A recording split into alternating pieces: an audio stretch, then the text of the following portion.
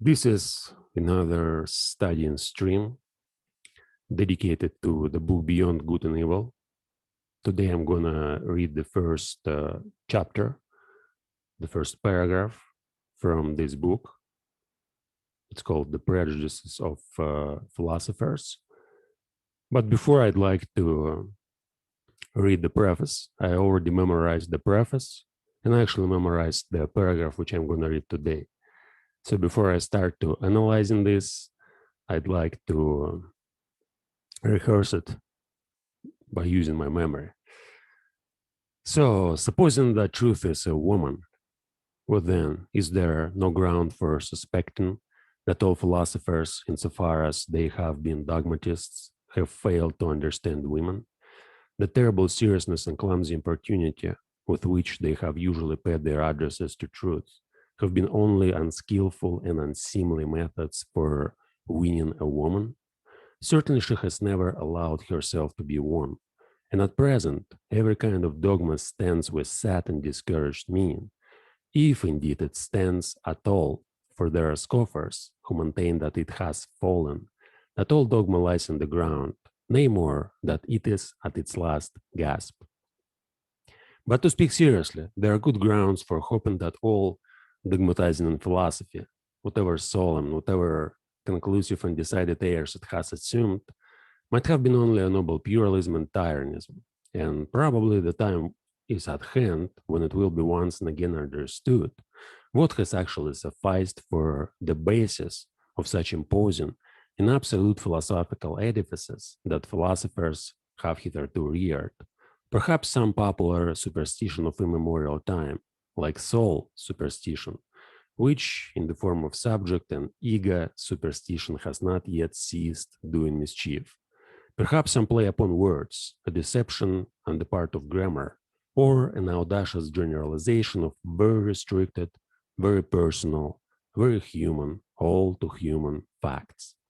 The philosophy of the dogmatists, it is to be hoped, was only a promise for thousands of years afterwards, as was astrology in still earlier times, in service of which probably more gold, labor, acuteness, and patience have been spent than on any actual science hitherto. We owe to it and its super-terrestrial pretensions in Asia and Egypt the grand style of architecture.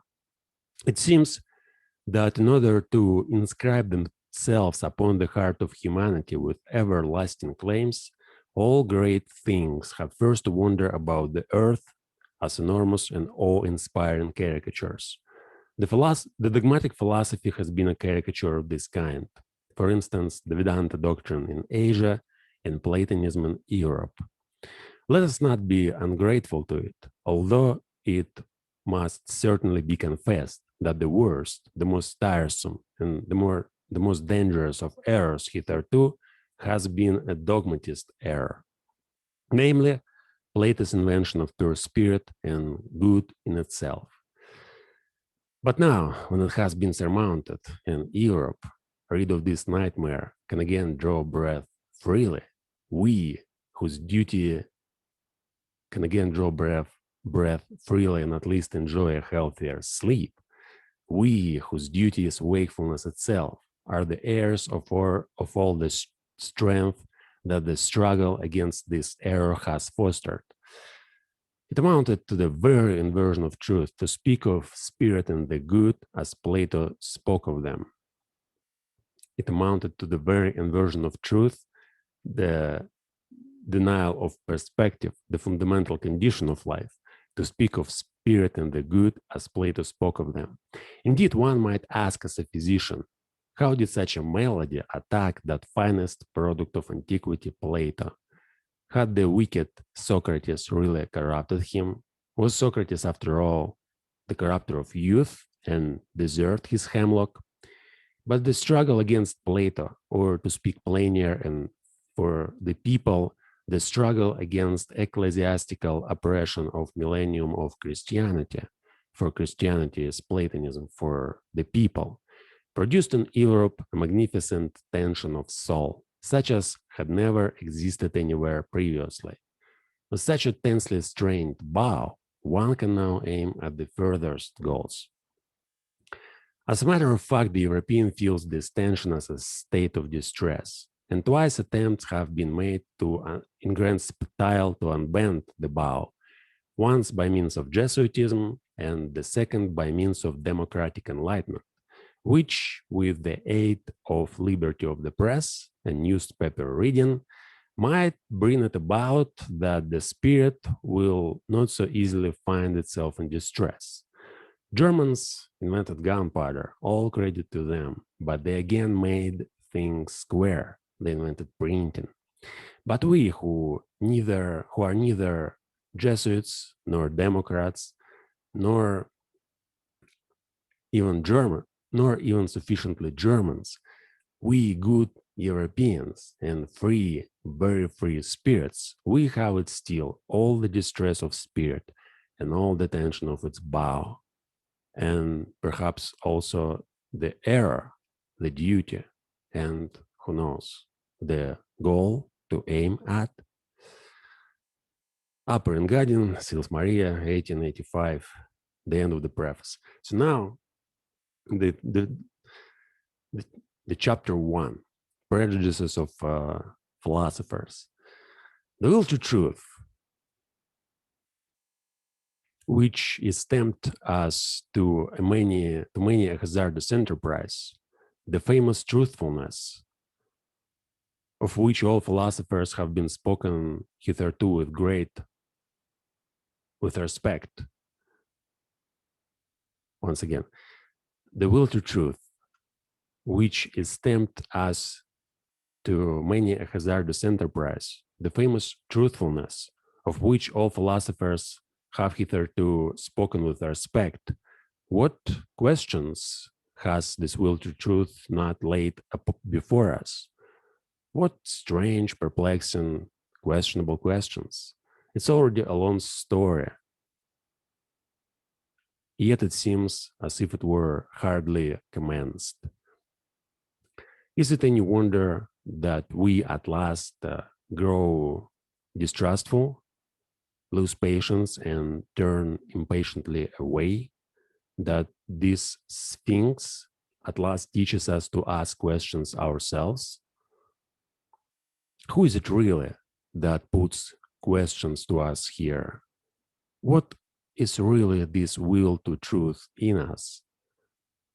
In fact, we made a long halt at the question as to the origin of this will until we at last came to an absolute standstill before a yet more fundamental question.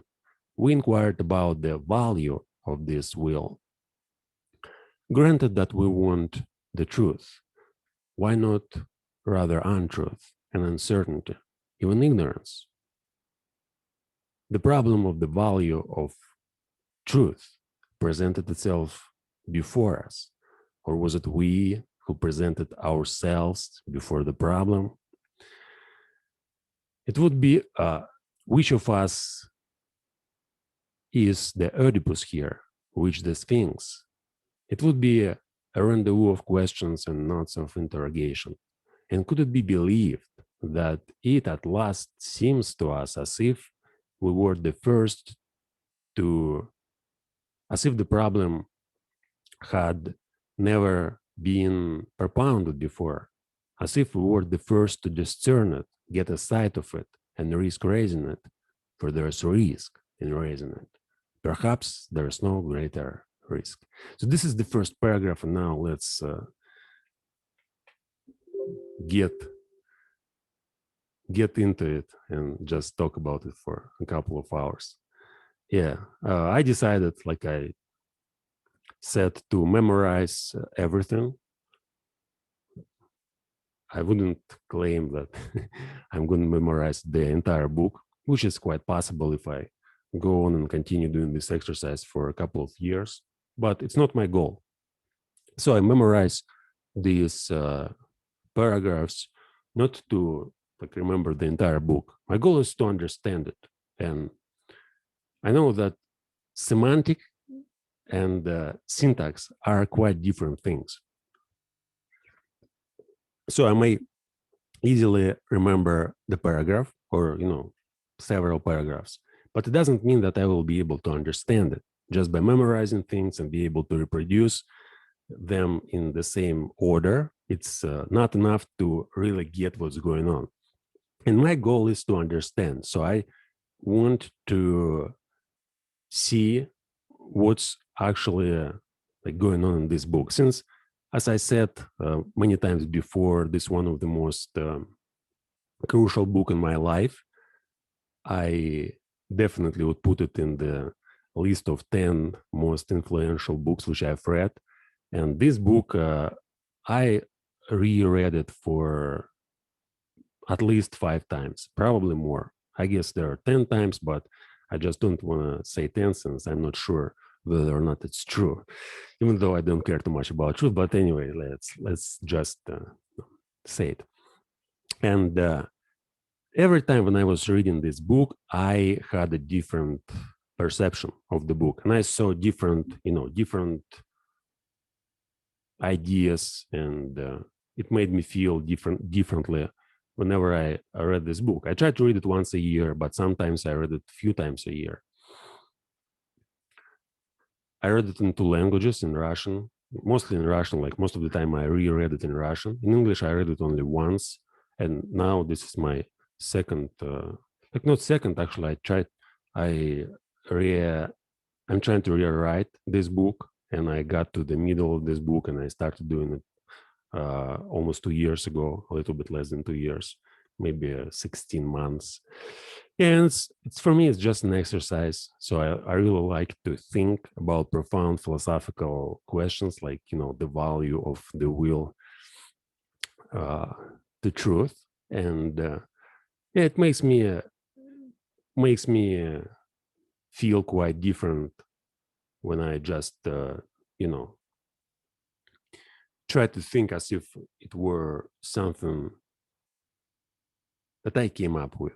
I mean, all these ideas, which I discovered in Nietzsche, like I've noticed that the first time when I read this book, it helped me to understand what was going on in my life, in my experience.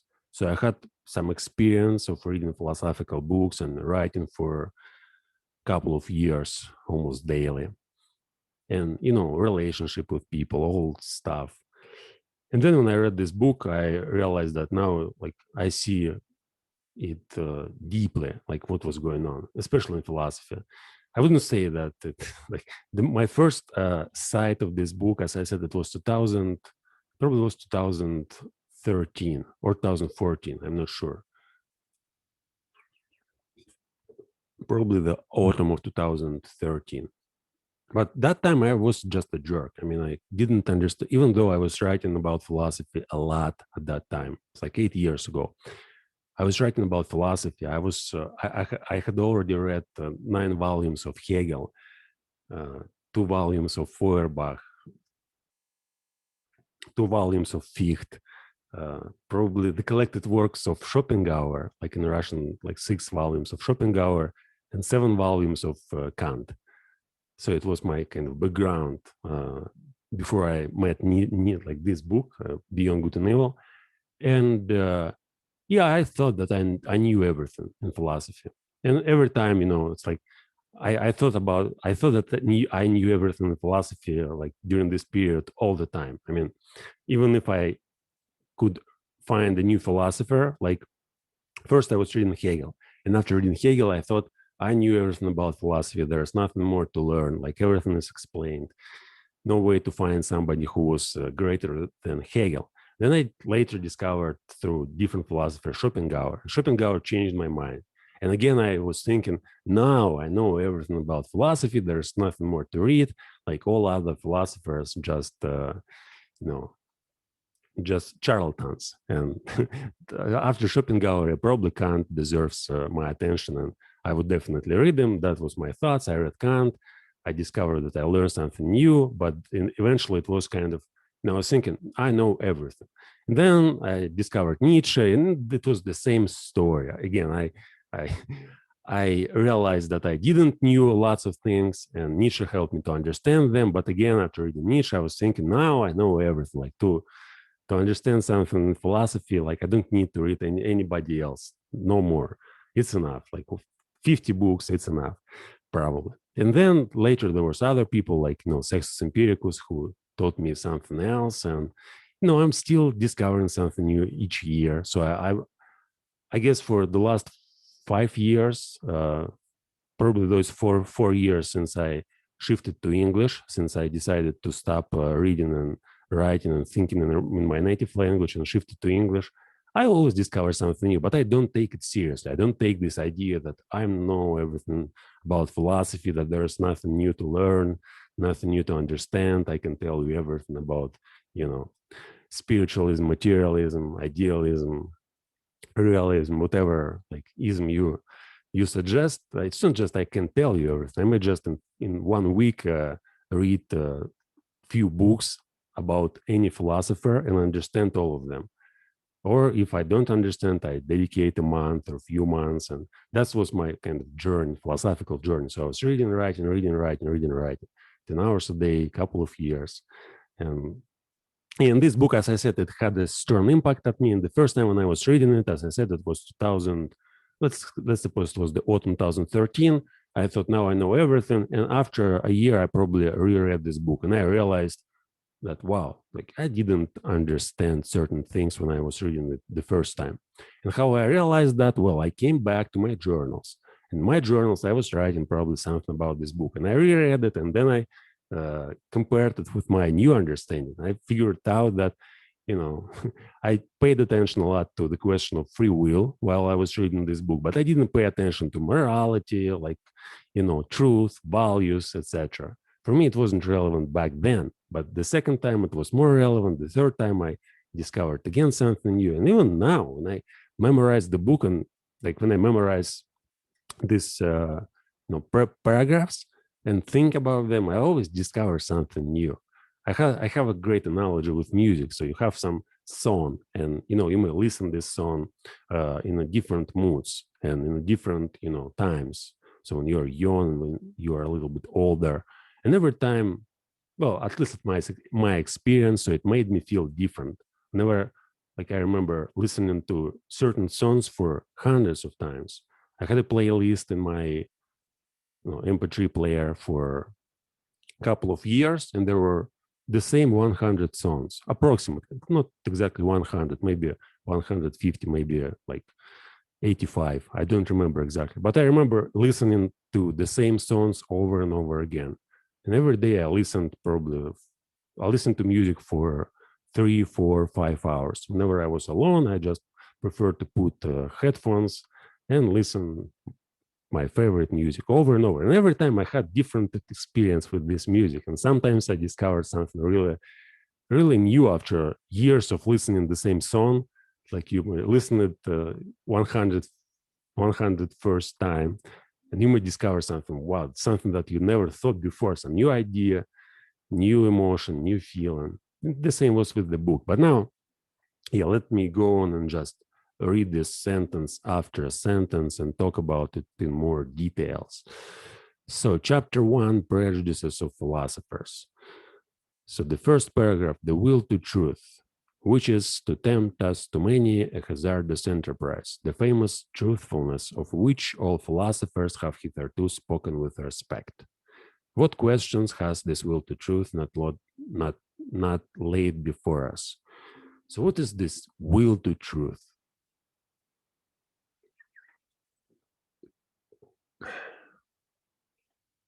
So what is, I guess the term truth here is interchangeable with the term reality. And, but it's not going to be interchangeable when we use the word will, right? But will, like, we want to know what's going on. We want to know what is the world, who we are, and what are we doing. And in philosophy, it's one of the most fundamental questions, like what is the nature of reality? What is the nature of the soul, the spirit, the consciousness? Like what all is this about?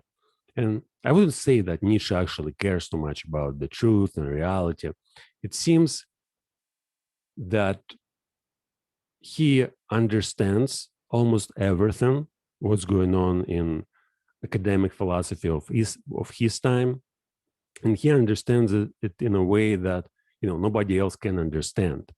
And at the same time, he sees that nobody actually cares too much about the real truth. I mean, like, people talk about truth and about goodness and philosophy, but they talk about it in a way which Nietzsche not necessarily finds convenient, since for him, and we'll get to it a little bit later, like this question, untruth. Yeah, I think, I'm trying to think about the whole paragraph, not about the sentence. Yeah, I guess it's not a good way of, the first I read the paragraph, and now I want to talk about the entire paragraph, but I want to get sentence after sentence. Yeah, I guess I have to start from the beginnings. The will to truth, which is to attempt us to many hazardous enterprise.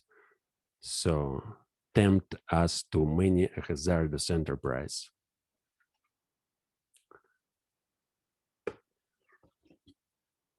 You may consider it as motivation. And for many philosophers and scholars and just, men of knowledge in history, they explained what they were doing by addressing truth and saying, like, whatever I do, books which I write, and things which I teach, science and religion, whatever, it's all about truth. I wanna understand the truth. This is my teaching. It's all about the truth. I want to know what's going on, and all my books and all my philosophers. That's what I'm doing. I'm just trying, I'm trying to really understand what's real, and then I want to make you understand it too. And Nietzsche, I guess he doubts this motivation. He doesn't want to say that, it's not will to truth which led you to your conclusions, to your philosophy, to your ideas. It's something else. Yeah, there are so many hazardous enterprise. And by hazardous enterprise, I guess he means all these attempts by different people to build something, like he said in the preface, like in order to inscribe themselves upon the heart of humanity with everlasting claims. So it seems that our motivation, according to this terror management theory, that all we do because of the fear of death. And when you create something which is, when you write a great book and you are aware that this book may survive for hundreds and thousands of years, so you really feel kind of immortal. And for Nietzsche, I guess he thinks that, let's talk about myself. Why should I talk about Nietzsche exactly? So I'm trying to understand what's going on here. Nietzsche is not relevant here. When I'm trying to say Nietzsche thinks this, Nietzsche thinks that, it's all nonsense. I can't even know what he actually thinks, but I may use my own experience and my own understanding.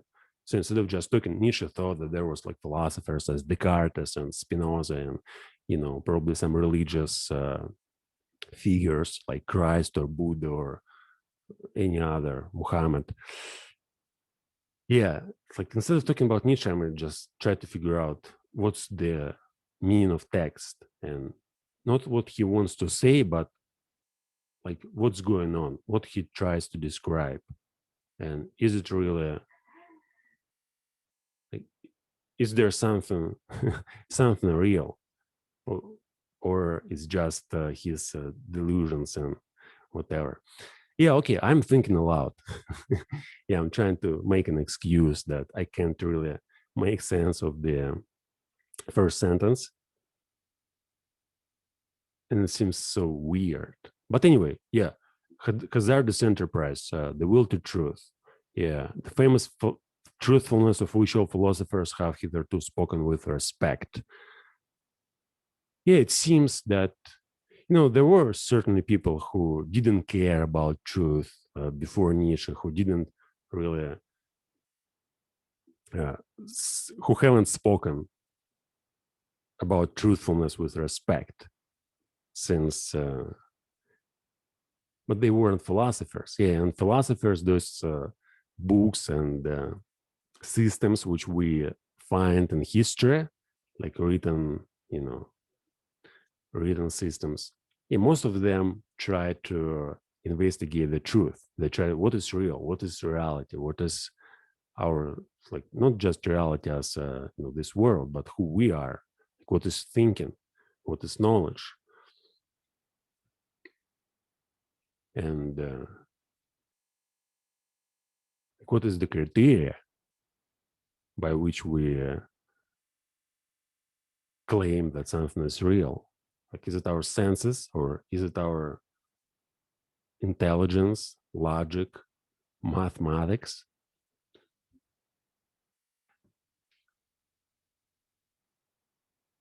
But still, truthfulness, it kind of magic word. So whenever you say, I want to know truth, I want to understand truth, I am driven by truth,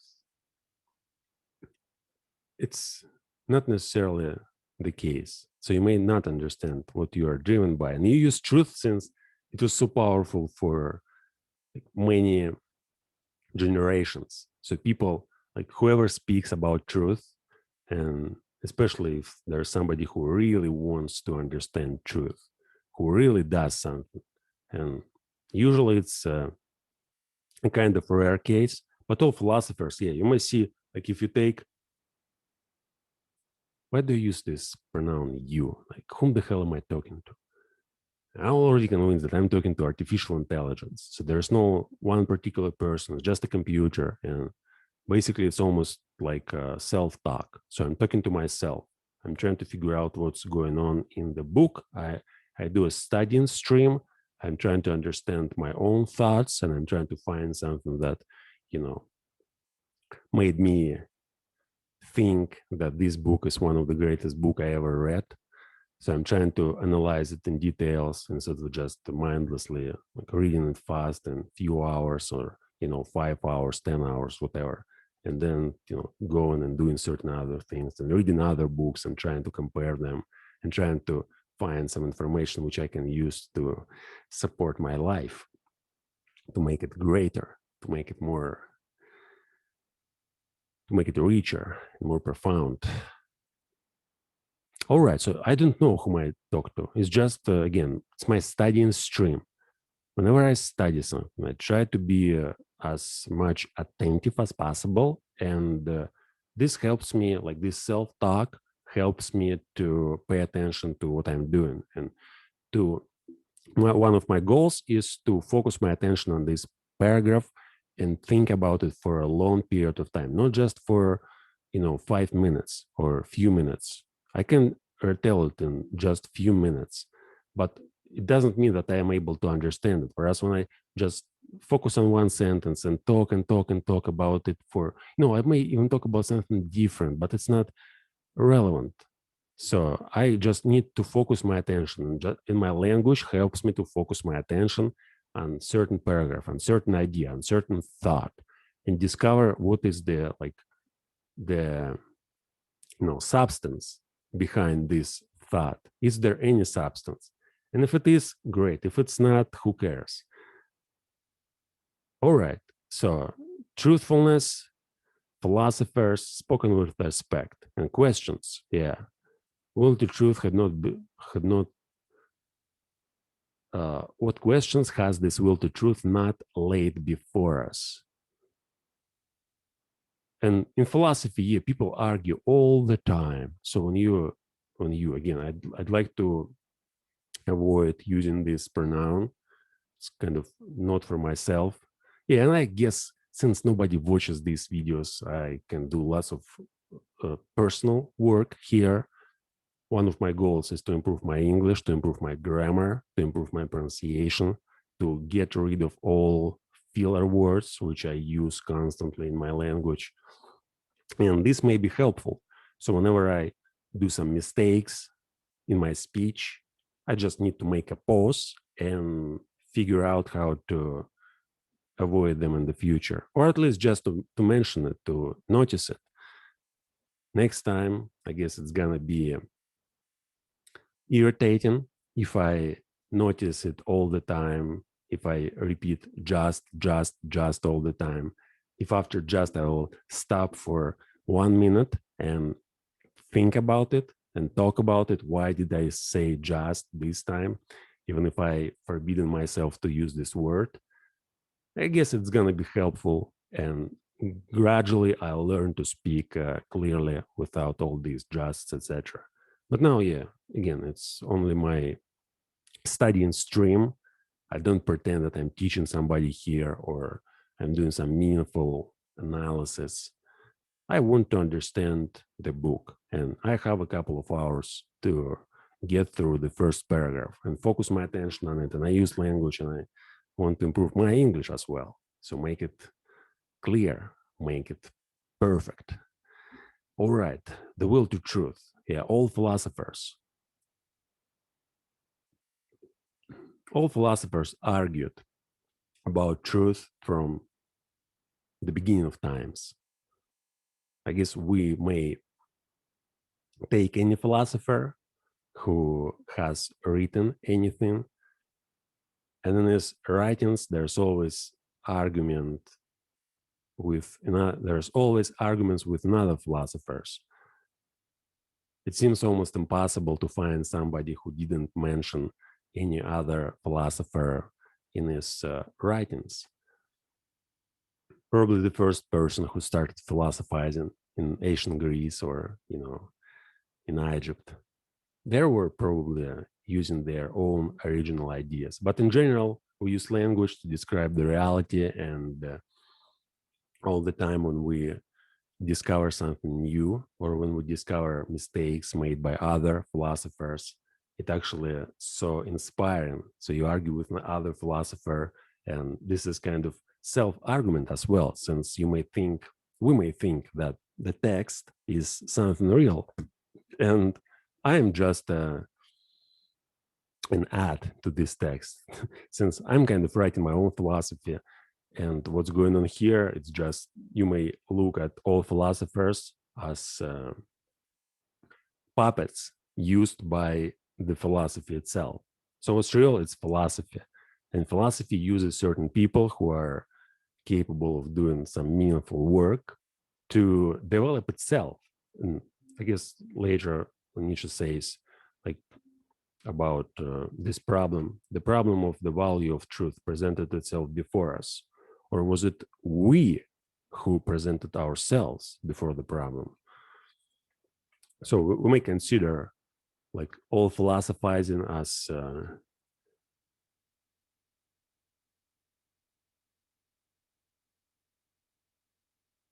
an attempt to figure out the truth, what's going on, what is knowledge, what is the world, who we are.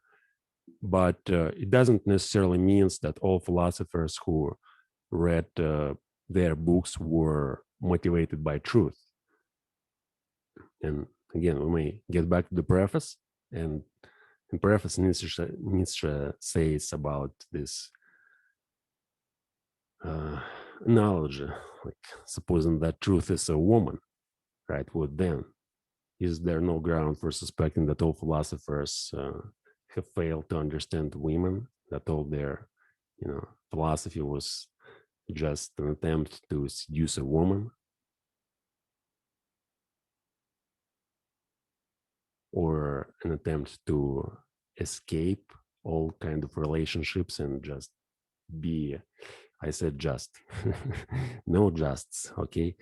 So an attempt to escape all sorts of relationships and create a metaphysical world for themselves and live in this world to create another reality, since we may use language to create whatever we like, which is not necessarily must be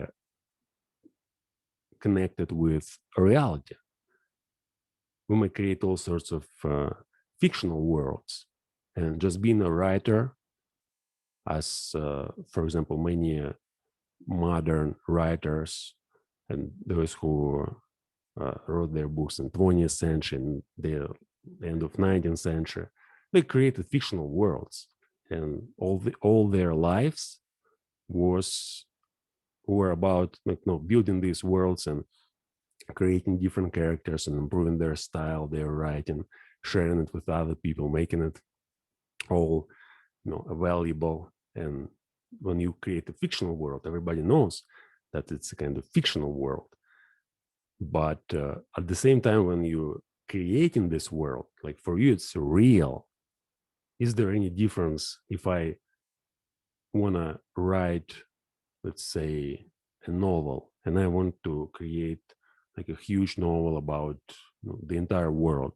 So I want to give a different meaning to the world, but I'm not going to use like the same words which describe the world. I may like even create my own personal language. So I may say like now, like what's going on now in this kind of public world. There's some countries, they try to compete for power, for influence, and there's some different systems of government, like democracy or some authoritarian regimes or communism in China, whatever. And it seems that this superficial story, which we may see when we watch news or read newspapers, like all this, like what's going on in the world, it's all about developing democracy or doing this kind of capitalism. So what's going on? We just earn, we build some infrastructure on the surface of the earth and build the rockets and all these technologies and do science and what. Yeah, and it's just it's like one meaning which you may get when you think about reality as kind of the social project of creating wealth and developing our conditions of comfort, whatever. But you also may look at reality for a completely different perspective. So we may say that what's going on in reality, we actually don't know. Nobody knows. All these people, all these governments, all these states, they're not real. What's real? That's what I see, and that's what I, philosophy is real. And what's really going on is this argument, which started by Plato, let's say, that, the world, what is the reality? And Plato says, no, what you call reality? It's not reality, just nonsense. All your newspapers, all your TV channels, all your presidents and, dictators and whoever else, it's all on the surface. But if you go a little bit deeper, you see that what's going on, it's actually language develops itself, and there's like philosophers and thinkers who sit and think and write their books, and then their books lead to some developments of societies and different languages, different world views, and science as well. And that's what's going on. And the real world, it's all about knowledge. It's not about getting stuff, some a car, a house, a wife, children. It's all on the surface. What's deep inside, it's something else. What exactly? Well, this thinking, you may think about this deeper world as the world within. So it's something that is going on in your mind. And what's going on in your mind, it's completely different from what's going on around. And what's going on around, like this reality, this newspapers, TV, your friends, family, schools, they all try to make you believe that this is important. Like having a job is important, raising kids is important, having family is important, all friendship, whatever, all career, technology, school. All this is important. But then you might say that it may be important, but maybe there's something else. What if like all this is just illusion, and what's really going on is just my stream of consciousness, the language, and my thoughts and my feelings? What if this is true? And or what if there's nothing at all? What if there's nothing at all in the world? There's no outside, there's no inside. What's really going on is just a pure vacuum. And it only seems that you are doing something. Whereas in reality, first of all, there's no free will. It's just going on itself. And second of all, what second of all? I don't know. Doesn't matter. I'll remember and say later. Yeah, but questions, right? So you may write, what I'm trying to say is you may create your own fictional world. And you may make other people believe that this world is real. It doesn't mean that, they will believe in your characters as if they were real characters, walking somewhere on Earth and doing some stuff, or on Mars or any other galaxy. But you may make people, believe that this is kind of it's like it's not real, but it's also not unreal. It's just you created certain story. Like, not if you're a novelist or a writer, you create a certain story, and you may like make people believe that this story is actually about life, that it reflects certain, uh, you know, whatever is going on in the world. Yeah, and you may even create like you may transform the meaning of our life and develop a different meaning. I guess this is what happened like in this transformation in 19th century. And this is what was meant by Nietzsche when he said like God is dead. So the idea before, it looked as if we all had a certain perspective on life, and it was maintained for hundreds and even thousands of years, that all we were doing were, reaching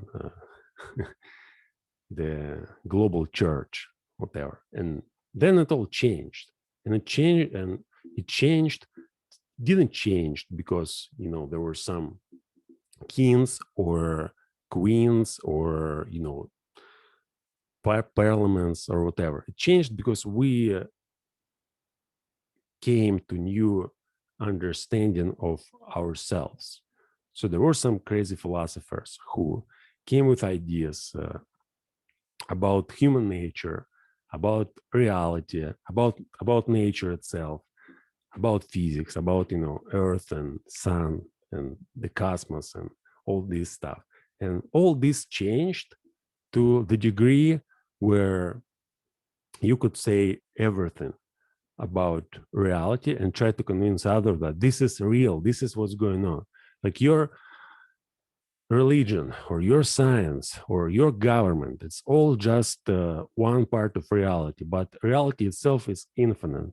And if you include all these, your, how many you have, like 5, 10, 15, 20 social institutes, if you combine them in one and compare with some other social institutes, and you may just create it in your mind. So imagine that you may take social institute like a social institute like government and religion and schools, and you must say all they have certain purpose to make you like an individual, to teach you, like a school has a purpose to teach you like science and to teach you how to live. The government has a purpose to control, like not control, but to govern, basically to develop a certain conditions where you may fully realize your potential. And government, it's more like a night watch, or 19th century quite popular.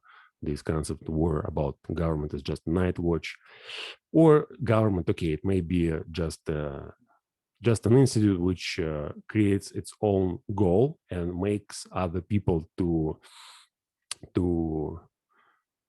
what to follow the certain course which government lays for its people.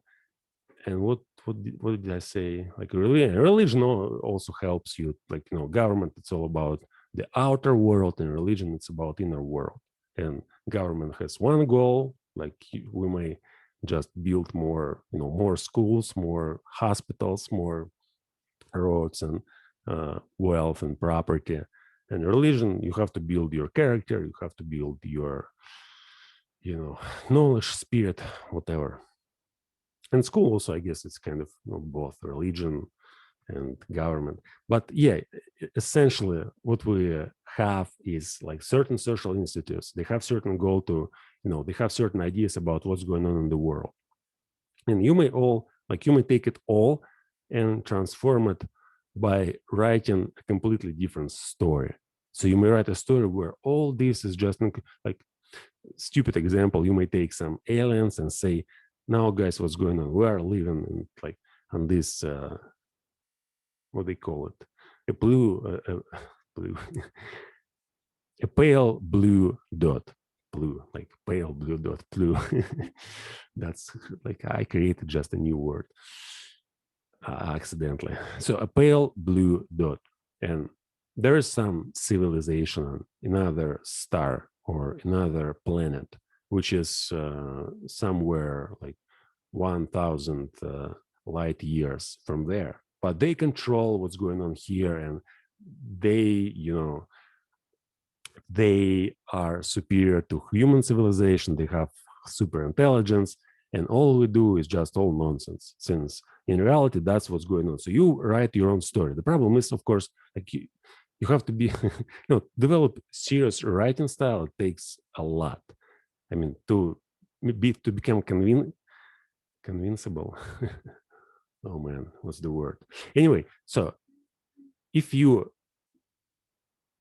have skills, and if you can write good prose and poetry, and if you dedicated certain amount of time, like 10 years, studying the history, the philosophy, science, prose, poetry, all literature, you may develop great style, and then you may write a different story and say, this is what's going on. It's like all these things on earth is unimportant. There is some, in ancient time, they used the word God. So there is God, he knows what's going on, and we tell you what's going on since there's a book, and you have to believe that this book is true. It's all about truth, and it was written by God himself. Now these stories doesn't work. So of course, children may buy them and believe that it's real, but for scientists, like for materialistic science, it doesn't work well. You can convince people that there are some, you may say there are some aliens, or there's something completely, something that has a different property. I mean, it's like it's not material, it's immaterial, and it's somewhere else. You write a book, and then you change the whole, the whole. What would you change? Everything. So you change everything. You change the course of life itself by just writing a better story. So now we have again, what is science? What is religion? What is politics? All this is about language. Since you don't really know what's going on, I don't know, nobody knows, but language itself. So if you read history, like history has a course. Yeah, I guess course is the correct word. If you read history, it has a course. Okay, it has direction. I don't like this word course, since I'm not sure about my pronunciation. Course. But the direction is a better word here. So history has a direction, and there's different histories, but they still all have certain directions. And if you become a great writer, like what you do, you just change the course of history. You write, and especially if you, again, whom the hell am I talking about? artificial intelligence. Okay, what am I doing? I'm changing the course of history writing writing what's going on. Yeah, by trying to really understand what is truth, and that's what philosophers were doing. So they basically tried to realize the ultimate truth, and eventually they got to the point when they became so strong and so, you know, it's like it's almost impossible to compare a philosopher with just an average individual. So if you take, for example, somebody like Nietzsche, just imagine that Nietzsche, uh, somebody like that lives now, or Hegel, or Aristotle, or Plato, or, well, I don't like to compare Nietzsche with other philosophers, but I think this whole idea, just if you develop such a great understanding of what's going on in the real world, you may then write certain books and like philosophical books and change the course of reality and create your own kind of metaphysical world. It shouldn't be necessarily real, but you may convince other people that this is real, this is reality, this is what's going on. And then reality probably may itself become, you know, become what? So it may go to, like, it may follow your course as which you prescribe for it. The will to truth.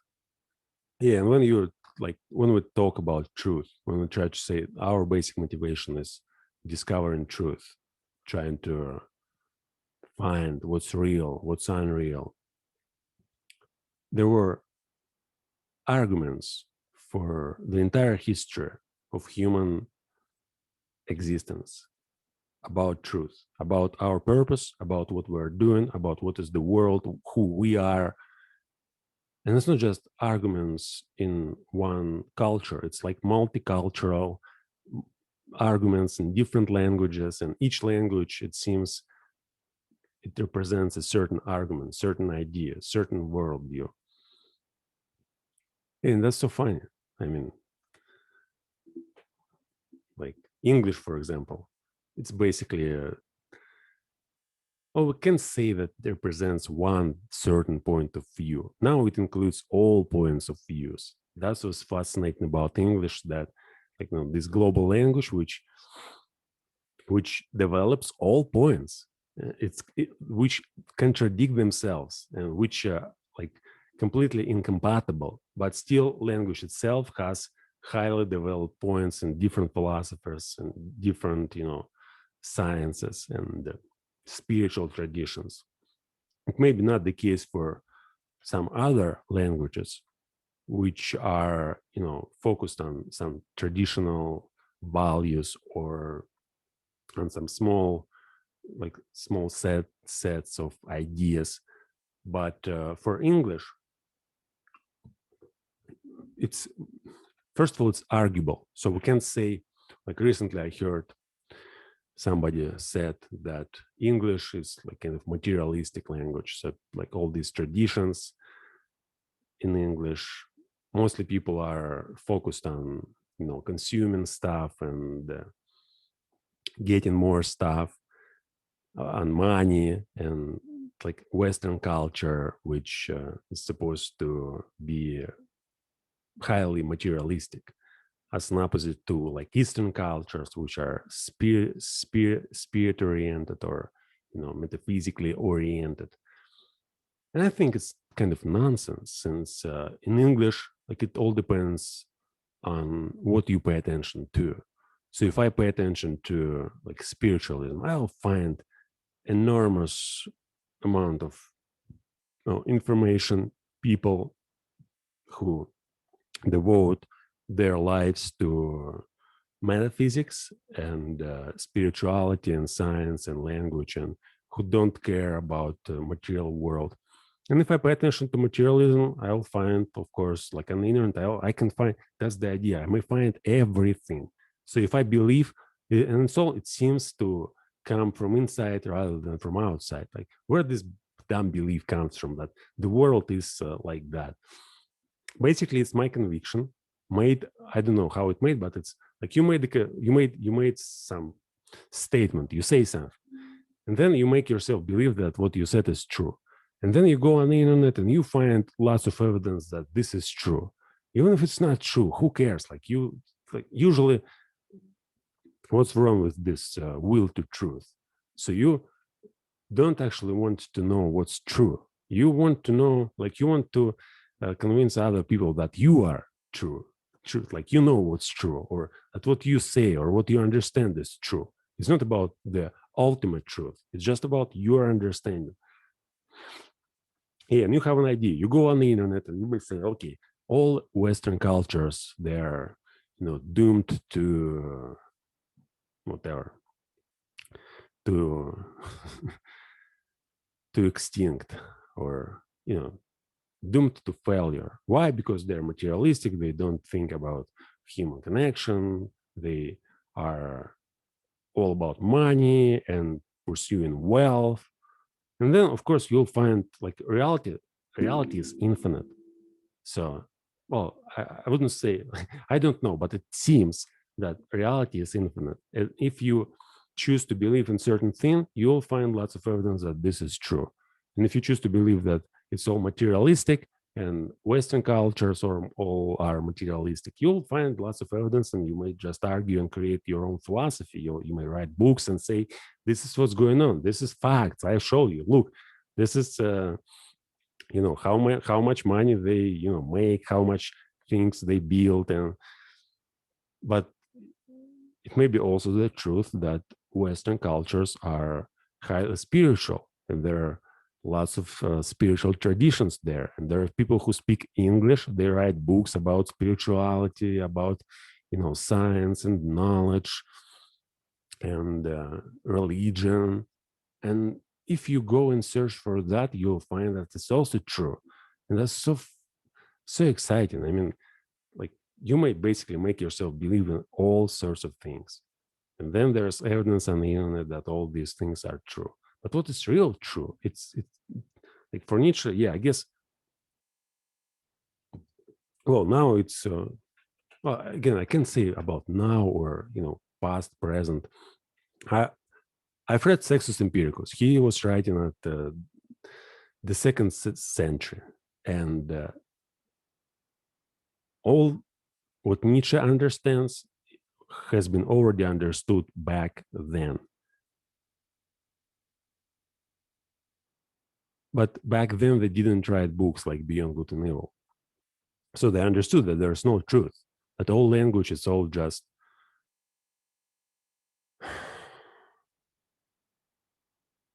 I said just again. I need to train my ability to avoid these words like just and and like. All right, I'll try. I'll really try. All philosophers in the past, they already knew that. Not philosophies, but philosophers. And again, not all, but Sextus Empiricus knew that. And he could understand that all dogmatists and their ideas is just one part of the reality. But in these times, they couldn't really create something what was possible to create later. Since now we have such opportunities, and it's incredible. I mean, I can't even imagine what's going to happen in the next 50 years. But even now, like on the internet, everything, like there's everything. So I may, if I have, let's say 20 years, if I'm 10 years old right now, and I have 20 years, and I may make myself independent and, have all my time, basically freed myself from from obligations to other people, which is kind of, a long task. So usually it takes, I would say, no, seriously, when you want to learn, when you want to learn, and when you want to dedicate yourself to studying and wisdom and knowledge, it's gonna take maybe 5 years to get rid of all your attachments. but I don't know how to how to get to that when you're 10 years old. But I think like it's already possible. I mean, on the internet, you may just discover certain lectures and some books you may start reading, and there's so much information, like high quality information on the internet, and that's so exciting. I mean, there will be, my guess is that in like the next 50 years there will be millions, not just hundreds or thousands. There will be millions of philosophers of Nietzschean level, millions, and they all will write their own, books about what's going on, and that's what's incredible. So now we have this Beyond Good and Evil, and I would say that in philosophical terms, this is one of the greatest books ever written, according to my own evaluation. And I've read probably like few hundreds philosophical books. Well, I actually have a list. So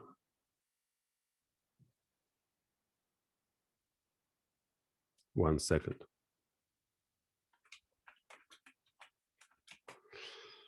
I deleted this bloody site from my panel in order to avoid checking it. I realized that I check it so many times, like not so many, I mean, it's like a few times a day, but still I don't like to do that. I decided to stop checking it at all. But no, now when I need it now, I may just write it down. So this is the list of my literature. So I was reading since 2007. So you may say I don't gonna read all of them since they are written in Russian, but just to give you a sight, like there's 20 books in 2007 and just the beginning. Then 2009, 2010, I was reading just a little, three, like some books, but and it's not all books. It's just it's chosen books, chosen books. Yeah, it's not all books which I've read, but I used the books which I liked more than others. So, for example, in Slatkovsky Dream, there's like nine books, but actually I read it's nine novels, or it's not even novel. Okay, you may call it novel. It's there are nine novels. They are nine novels, but I read 10 volumes, and these 10 volumes there were, of course, way more novels than nine, but I chose nine to include here. And here, like, there's three books by Dostoevsky, three books by Tolstoy. I mean, I read more than that, but I decided to include only those. And since 2011, it started like seriously. So I started reading Pushkin, Shakespeare, Belinsky. There's my beginning of like reading philosophy: Hegel, Engels, Lenin, Marx, Plato, Montesquieu, Seneca, Descartes, Spinoza, Goethe, Fichte, Hegel, Fourier, Schopenhauer, Cicero, Voltaire, Diderot, Diogenes Laerski, Xenophon, Aeschylus, Sophocles, Euripides, Plutarch, Kant, Schopenhauer, Kant, no, Uspensky, Hobbes, Nietzsche. Yeah, this was Nietzsche, like after Hobbes. Yeah, I guess it was 2013. Yeah, I was reading Hobbes at the end of 2013. And Uspensky also, it was the end of 2013. I remember this time. Yeah, Nietzsche. Yeah, Nietzsche was in the autumn of 2013. By the way, and there are other, like lots of other philosophers, and I want to just get back to this book. So I said, like, I was reading hundreds of different philosophical works, and I say that this is one of the greatest books. And for me, it's very hard to find anything in philosophy which will be equal, not by its content, but by its form and No, I can't find books which I would like to read, which are equal to this book. But in next 50 years, I'm almost certain there will be like this book is going to be just as as just as usual. So I mean, in next 50 years, with the help of the internet and all these technologies, there will be countless books like that. And it's I mean, if you like, if you're listening to me, and if you're a human, and if you read uh, Beyond Good and Evil at least once, you may have a glimpse what is this book and how it actually makes you, you know, change your, if you like, it certainly it's kind of one of the crucial points in life. So if like you beyond before reading this book, you have certain perception of the world, and after reading this book, if you read it, I mean, if you read it like, you know, you just spend 10 hours and you don't think about what you're reading, of course you probably will not change your mind a lot. But if you read it slowly, and if you try to analyze what's really going on in this book, it basically transforms your perception of linguistical reality, maybe not necessarily physical reality, but it certainly transforms your perception of linguistical reality. You would not see other books with the same, you know, vision. You will have different visions. Before this book, you read other books and you perceive them in a certain way, and you may, you know, have your judgments. But after, if you analyze this book, you will see that whatever is whatever is you try to read just changes it quality, and it changes it in a way that you no longer see what you saw before. But anyway, and you see something different. But anyways, like what I want to say, like maybe even not the next 50 years, I guess even now we have something like that. But it's hard to tell like what exactly. I mean, we may have beliefs that, you know, there's nothing interesting to read in modern, you know, philosophy, and nobody actually does serious philosophical works. But it's just, again, just a belief. So if I believe that, of course I will never be able to find anything meaningful. But if I don't believe, if I believe that, oh, now there are lots of modern philosophers who do serious work, who have great style, and who are so inspirational, I'll immediately start noticing them everywhere. Like, it was my great surprise when I discovered Wes Cecil last year. So I didn't like what I saw in philosophy in Russian language. I guess it was one of the chief reasons as well why I shifted to English. I liked to watch lectures on YouTube, and most of the lectures which I watched, there were a few interesting courses of lectures in psychology, but in philosophy, I couldn't find anything serious. I mean, I watched maybe a few courses, 3 courses, and maybe 4 or 5 courses. And basically, like there were some meaningful courses, but it was just, you know, the form was terrible. Like the form, the way how these professors presented themselves in Russian language, I couldn't bear it. I couldn't watch for, you know, I could watch, of course, an hour a day, just one course of lectures, you know, few 5, you know, 10 days, 15 days, 20 days. But it was so weak. And when I started studying English, when I get to the point where I could understand language to, to the degree that I was able to watch lectures, I started looking for some, and like the first guy I discovered was Jordan Peterson. He wasn't quite popular that time. It was the moment when actually first I discovered him. I watched his lectures,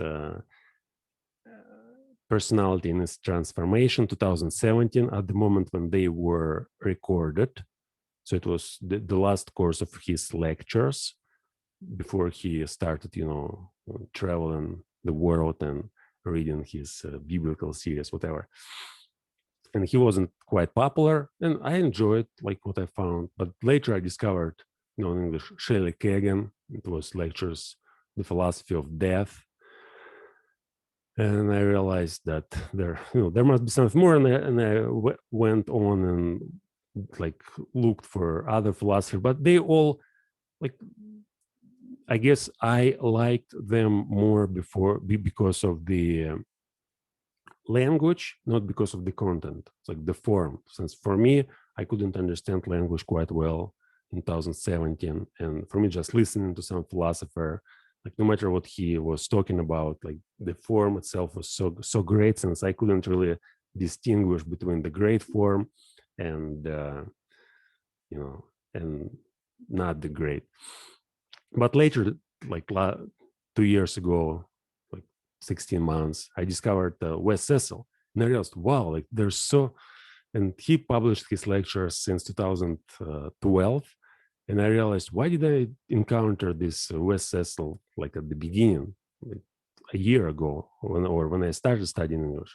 And I came to the realization that it was just inaccessible. I didn't believe that anything like that was possible. Then I discovered Wes Cecil. I watched like 50 lectures, and I'm trying to watch all lectures on his channel. And recently I discovered John Searle.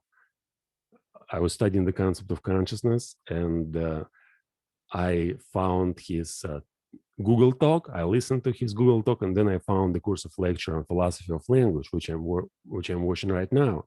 And it's academic philosophy, but still his language, his certainty is so amazing that I may I watch a lecture a day. And I know that if I go on, I'll discover more and more different people. And for me, philosophy, it's more about knowledge and studying. And I like to go in depth, but by in depth, I just like to find certain, like philosophy for me is individualistic. So it's not like, oh, this is like materialism or idealism or whatever, realism. For me, philosophy is certain people. So like philosophy, like Schopenhauer is philosophy.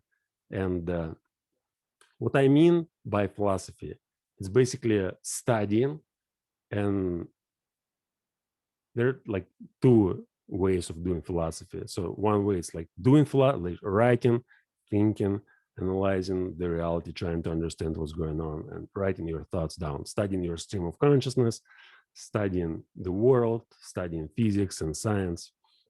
And this one way of doing philosophy. And another way of doing philosophy is studying these people. So studying certain philosophical figures and reading their books, like original works. And for me, philosophy, it's more about like it's personal. So every philosophy is just, okay, there's philosophy of Friedrich Nietzsche, there's philosophy of Schopenhauer, there's philosophy of Kant, Hegel, whoever, Belinsky, Pisarev, Marx, Freud. So in this case, philosophy is basically a language. So it's a understanding of reality conveyed in a certain language by a certain person. And in this case, we may say that science also is philosophy. Courses of lecture, like there's philosophy of Jordan Peterson, or there's philosophy of Wes Cecil, or there's philosophy of Shelley Kagan. And all these philosophies are about like their unique way of looking at reality. So how much information they gathered, what kind of information, how they discern this information, what was true for them, what was false. And that's how I study philosophy. And that's so fascinating for me to, to look and find new individuals. And as I said, like now, I think right now there are countless individuals whom I can study, and they are brilliant. And as I said, like countless individuals. I may just find countless books on the internet, which I really like to read, and but I don't like to read like many. I'm saying like all the time, and just I have to slow down.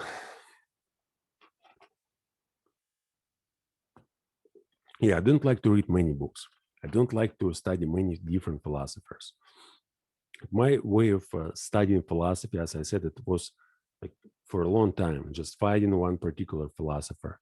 and analyzing, like studying, reading his works, and thinking about what's going on in my personal world, trying to understand my reality through the lenses of this philosopher, and then finding another philosopher, reading another philosopher, sometimes coming back to the previous one. Like now I'm coming back to Nietzsche, reading Nietzsche, but at the same time I'm watching John Searle, and I'm watching these lectures, trying to study analytical philosophy, trying to wrap my mind around this, such figures as Gottlob Frege, Bertrand Russell, Wittgenstein, and Searle himself. So it's like new direction in me, and for me, and I certainly will go on and study more.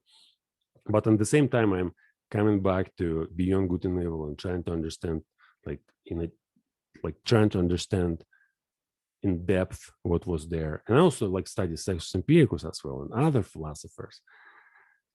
But yeah, talking too much. As I said, now in the next 50 years, it's just my prediction. Like in the next 50 years, at the end of 21st century, there will be countless, just millions philosophers of, millions. And by philosophers, again, I don't mean people who study philosophy in academia or teach philosophy or some teachers. No, by philosophers, I mean people who think for themselves and who create their personal worldview using language and writing books, probably making videos or movies or whatever else may be made. And yeah, my prediction is just at the end of 21st century, there is going to be, like now we probably have maybe I have never seen any philosopher who will be equal to Nietzsche, for example, if we use form as the main criteria. Like by form, I mean, the style, the quality of his language and understanding. Ideas, probably his ideas. Yeah, I wouldn't take them as some original ideas. Although he had some original ideas, but like it's not about ideas; it's about his language. So he developed his language to the level which were completely, back in the days it was impossible. But now, yeah, but it's even impossible now, since now it's very hard to find somebody who would be equal to Nietzsche. Maybe I would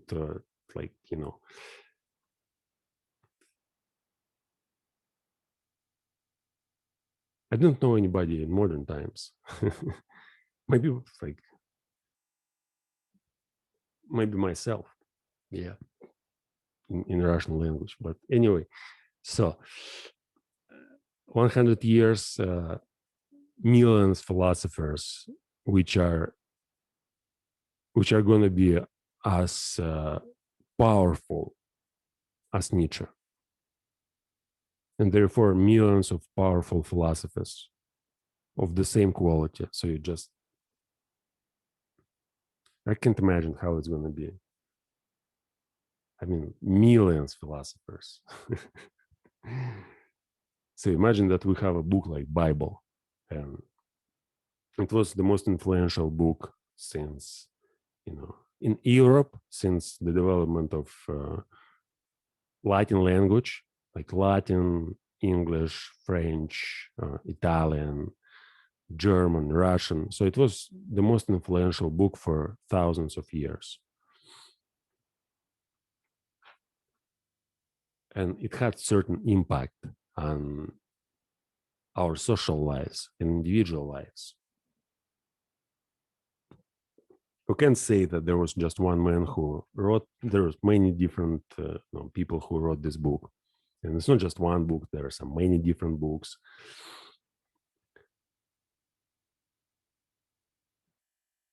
And what we have now, yeah, I can't judge Bible by its quality and style, since first of all, I haven't managed to read it. Like I read maybe half of, half of the book. Yeah, and I didn't read it like consistently. I was just, some portions. Like I take one book, start reading it, find it's like it's irrelevant for me. I start reading another book, the third one, the fourth, etc. So I can judge the book, but it seems that when it was written, it was like there was nothing greater in the style and in content as well. At the end of 19th century, like philosophers like Schopenhauer and Nietzsche, and probably some writers whom I don't know. Oh, we use Russian writers like Pisarev and Dobrolubov and Belinsky. Yeah, they developed different, like Shakespeare. They developed different, you know, they developed language which were also, I wouldn't say it was equal by its quality, but Shakespeare certainly, like, I would say that he created the entire English language. I mean, Shakespeare, it's like just as a phenomenon, just one person, one personality. His books, they basically, his books, they didn't create the English language, but they developed, they ignited like this flame which were spreading around the English speaking countries, and people was inspired by Shakespeare and was writing their own books, and all this literature just it grew enormously since Shakespearean times. But what's going to happen, like, maybe it's not going to, but it looks as if it, like, with the internet and with all these opportunities, there's no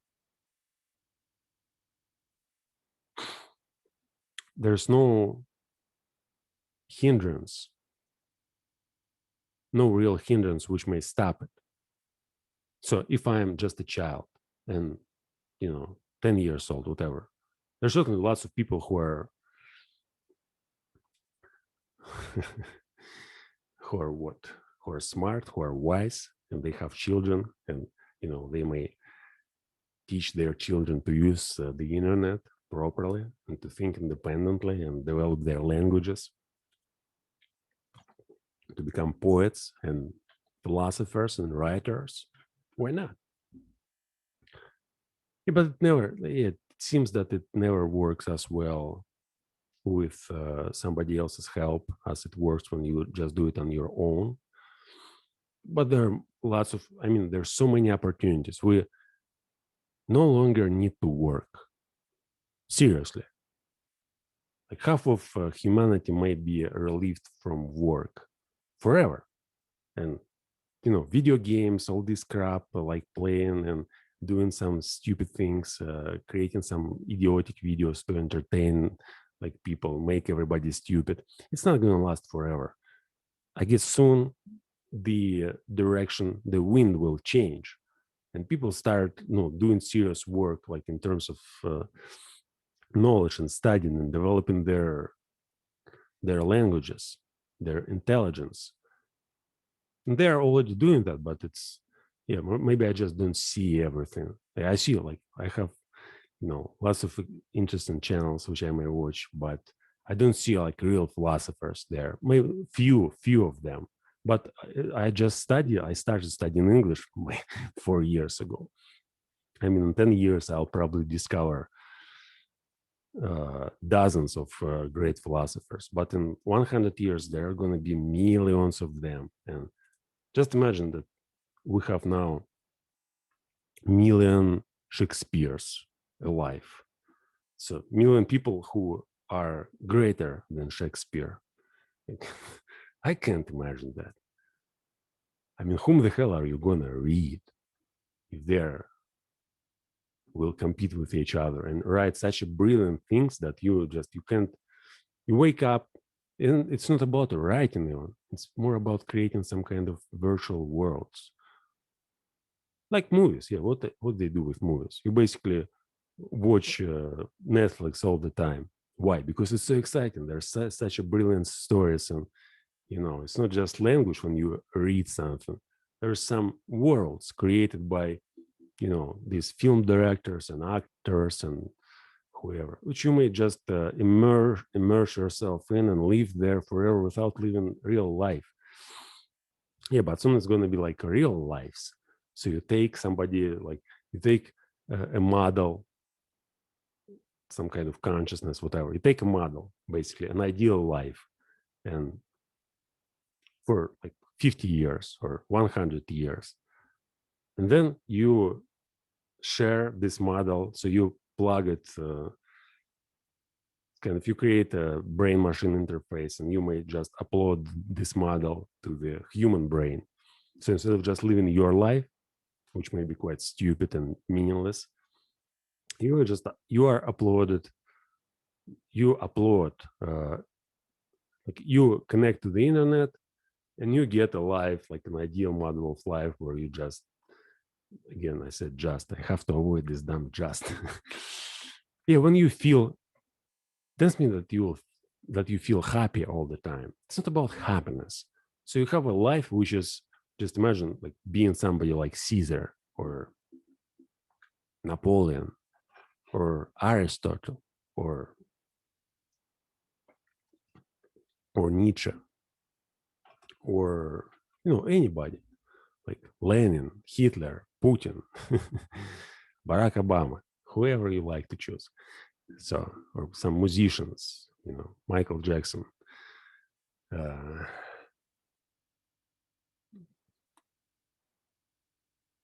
So, and you may live this life without doing anything, just by, how you now you have an access to all sorts of movies. So you go on the internet and you may watch any movie. And imagine that you have an access for free to any life. You go on the internet, you turn on, like, you connect with the internet, and then you have a life like for 20, 30, 50 years of somebody else. Then you have another life of somebody else as well. That's like a real matrix. And yeah, maybe it's going on already right now. So I'm just decided to choose this life of this, guy who is talking right now. And next time I'm going to choose life of somebody else. Next time I'm going to choose lives of somebody else. So I discovered this guy on the internet, and I was thinking, wow, he's so smart. And he's talking about some serious things now. Why would I try to, listen him for, for 1,000 hours and see how far he is going to go? Like, where is he going to be after 1,000 hours? And you just listen to me for 1,000 hours. And then you realize that, like, what's going on here is way more exciting than what's going on in your life, in your stream of consciousness. And why can't I just be this guy, just to listen everything what he says, to read everything what he reads, to follow him? And imagine that I can do that for next like 20, 30, 50 years, just sitting here reading books and sharing my personal experience. But by experience, I mean like my stream of consciousness with you, so that you can experience almost the same. The problem is, of course, you won't be able to pay attention. But imagine that I, at some point, reached the level which was reached by Shakespeare or Nietzsche or all other philosophers, and I even overperformed them. I mean, imagine that by doing this work, which I'm really passionate about and which I'm doing for 10 years already, and probably I'll dedicate another 20, 30 years doing that, I'll become as popular as Shakespeare. Like, and you may get back to this, like, and I'll have on the internet like 50,000 hours of content or whatever. Well, let's say not 50,000, let's say like 10,000 hours of content, so that you may just get back and watch everything what I've done, to become like me or to experience what I've experienced. And the problem, there will be countless other individuals like me who are going to do the same shit. And who the hell are you going to watch to? It's like, it's so crazy. I mean, now there are so many people competing for your attention. And you can't focus your attention on one particular person for like longer than like for few days probably. Yeah, but here, what I'm trying to do, it's like I'm trying to focus on myself. So I'm not trying to focus on somebody else.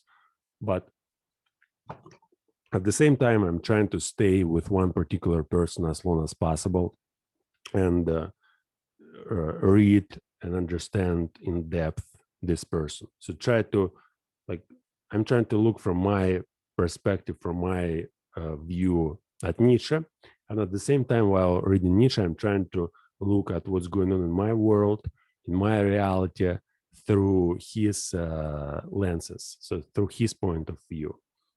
And then at some moment, I might change, like, I might just take somebody else, like Schopenhauer, and try to analyze the world through his perspective. And it's so fascinating. I mean, there's so many people who do that. And yeah, I guess I have to return to the book, since I said I'm going to talk about this paragraph, and I started and I went somewhere too far, I guess. Let's go back and read this book. What strange, perplexing, questionable questions? Is it it's already a long story, yet it seems as if it were hardly commenced. Yeah, long story, will to truth. When it started, is it started with Socrates? Okay, let's suppose it started with Socrates, who said like truth, reality, you know, this is what we all have to aim at. Truth. And then all these questions, what is truth? Like, religion, Christ, and Pilate or Pilate, whatever his name in English sounds like, ask, what is truth? And, we continue this search for truth.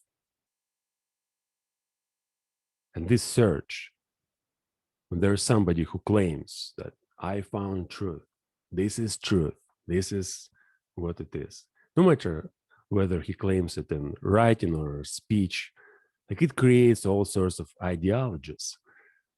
Since, of course, if you're just a jerk and you claim that you found truth, and then, you are asked what the truth, and you say, 2 + 2 = 4, nobody, of course, is going to take you seriously. But imagine that you dedicated bloody 50 years studying the real world yourself, and you wrote hundreds of books, and you created like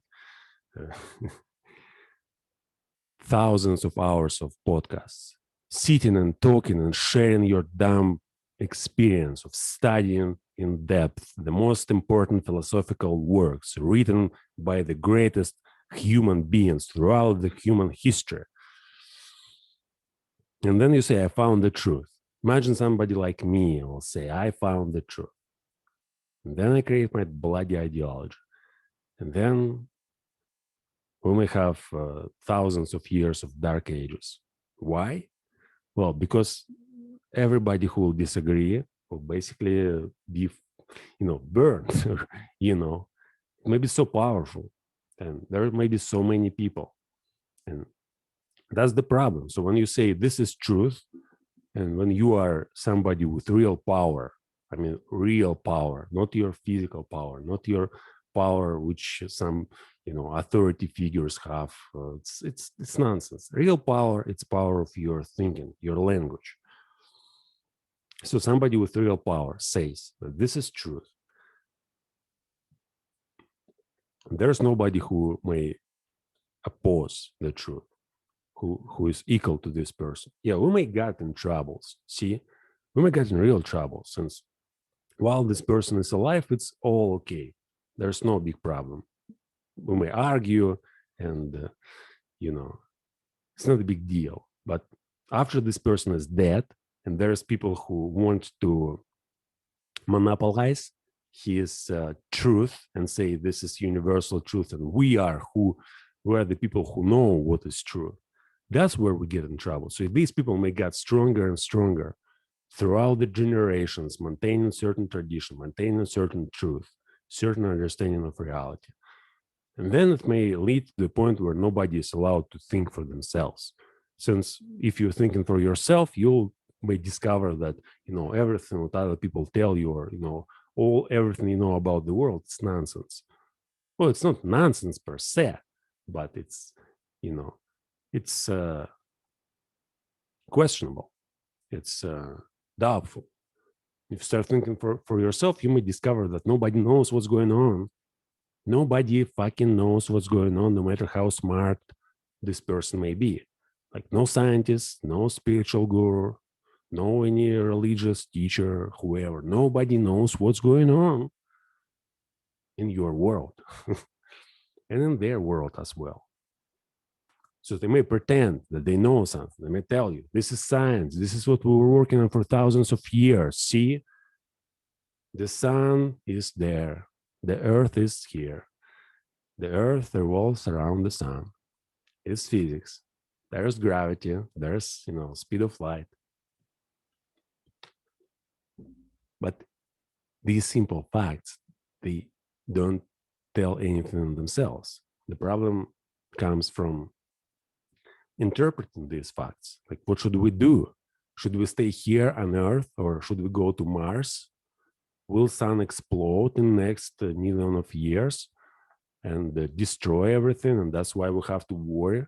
Like global warming, should we continue this, progress, building more cars and, creating all this climate change? I mean, all this stuff, again, when you think for yourselves, what it means that there's nobody who may really make you believe in some nonsense or not nonsense, who can't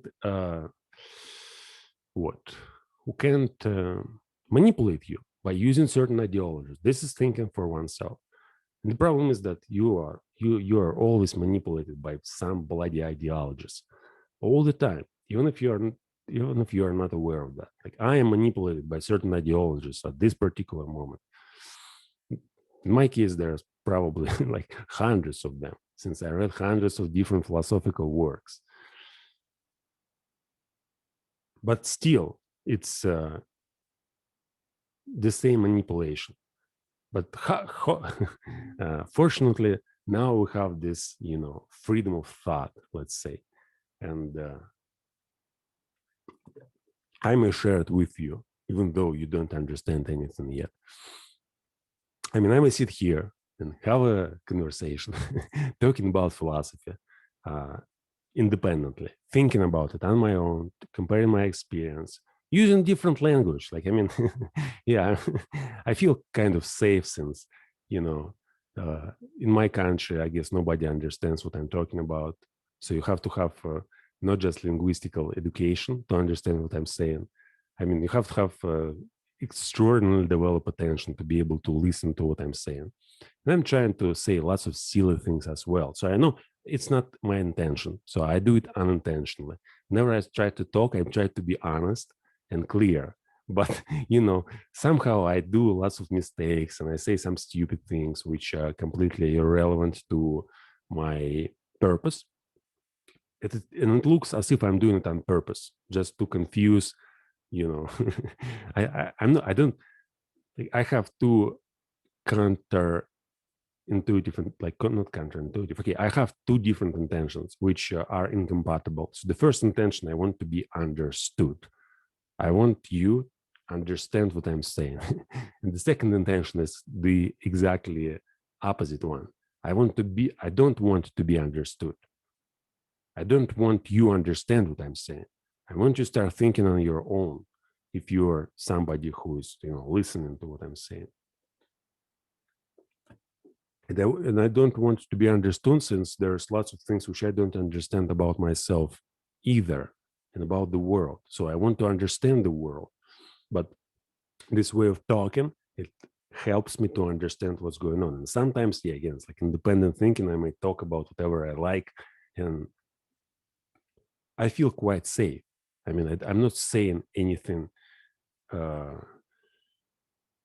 dangerous for myself. But if we were living like 1,000 years ago, I I wouldn't, like, if I start talking about what I'm talking right now to people, I'll immediately, get in trouble. Yeah, and if I write my books about, philosophy and independent thinking and, that everything is just nonsense and nobody knows what's going on, and people are convinced that there's some strange, some just crazy things. They may all believe that there's some guy like a president of United States and he determines everything what's going on in the country. and they may all believe that this guy and all this system and government there really have some importance, and this is what is reality. And there may be some other guys who believe that these just the marionettes, and there's some really smart people who sit and write some books and philosophize and do science and manipulate these other people, like who are in the government, by certain linguistical tools. Yeah, and there may be some people who believe that there are aliens who manipulate by these smart people, and this circle is just going on and on. But yeah, I mean, I feel safe. I use different language. This language is ununderstandable, incomprehensible for everybody who speaks my native language. And yeah, when I tried to write in I guess I wouldn't say that, I was writing lots of philosophy in my native language, and now it's like there are certain things which which I said, which may cause me some troubles about independent thinking and all this stuff. But I did this so artistically, and mostly it was conveyed in poetry and fairy tales. And in my journals, again, I don't care too much about. Although I'm not afraid of being, taken as what, as a destroyer or of modern values. Yeah, okay. So I see. I talk too much. There's lots of nonsense. Let's go on. Yeah, it seems it's already a long story, yet it seems as if it were hardly commenced. The will to truth. Yeah, long story, few thousands of years, even more. What's going on? People say this is truth. And then there's societies, governments, religious sciences, which claim that this is truth, and they have their own tools to prove that this is truth. But basically, all this is just, we don't know what it is. Let's say it. And Nietzsche says, like, yet it seems as if it were hardly commenced. Yeah, he sees certain things which people can hardly see in this time. That this truth, this fight, like verbal fight or ideological fight, it's coming. And it's going to be like in the future, it's going to be way more severe than it was in the past. All these arguments about truth, about nature of reality, about principles and religious and sciences, about what we have to do, what we haven't do, who is the,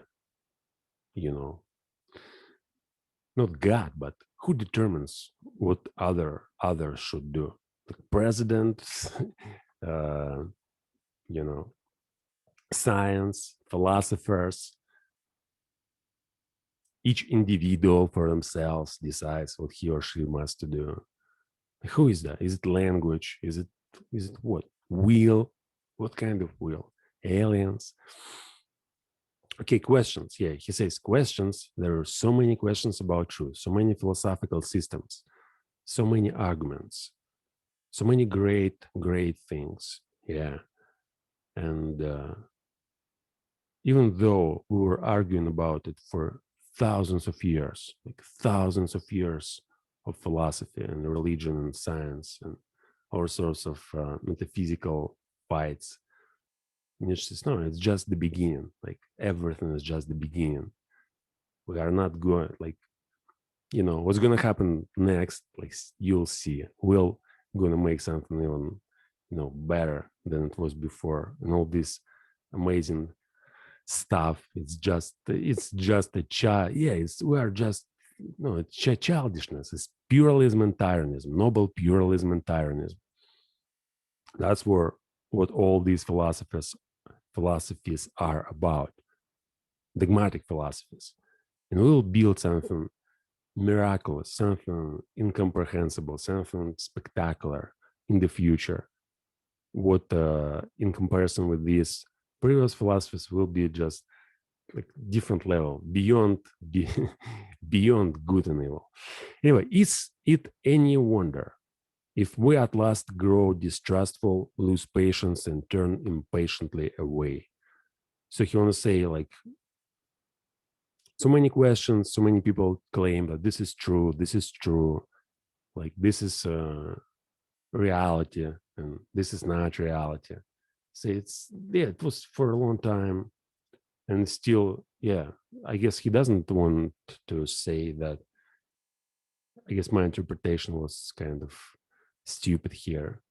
So he says, yeah, there are like all these arguments there go on and on, and he says, what's the point to pay attention to them, to pay attention to truth, like listen to others. Yeah, grow distrustful, and again, like, is it any wonder if we at last grow distrustful? So what does mean grow distrustful? So we don't believe in truth anymore. We don't believe in God. We don't believe in science. We don't believe in anything. Since there's so many different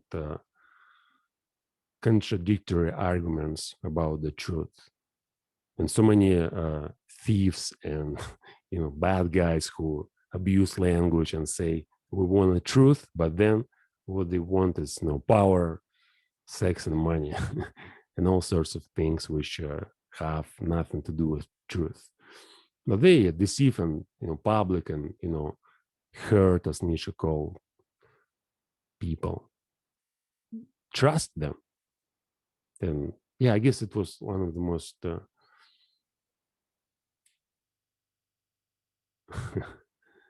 unjust thing for Nietzsche, since he was like a real, yeah, he was a real.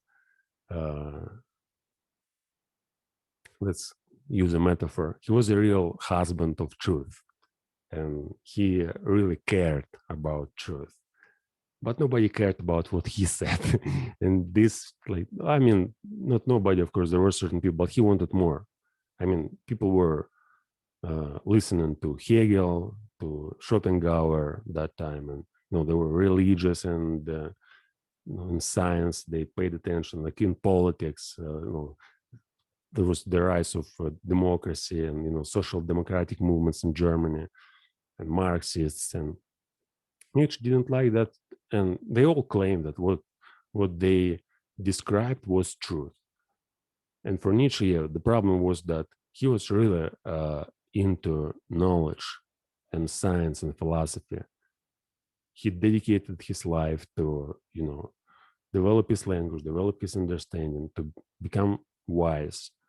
And eventually, eventually he got mad, but it's another point.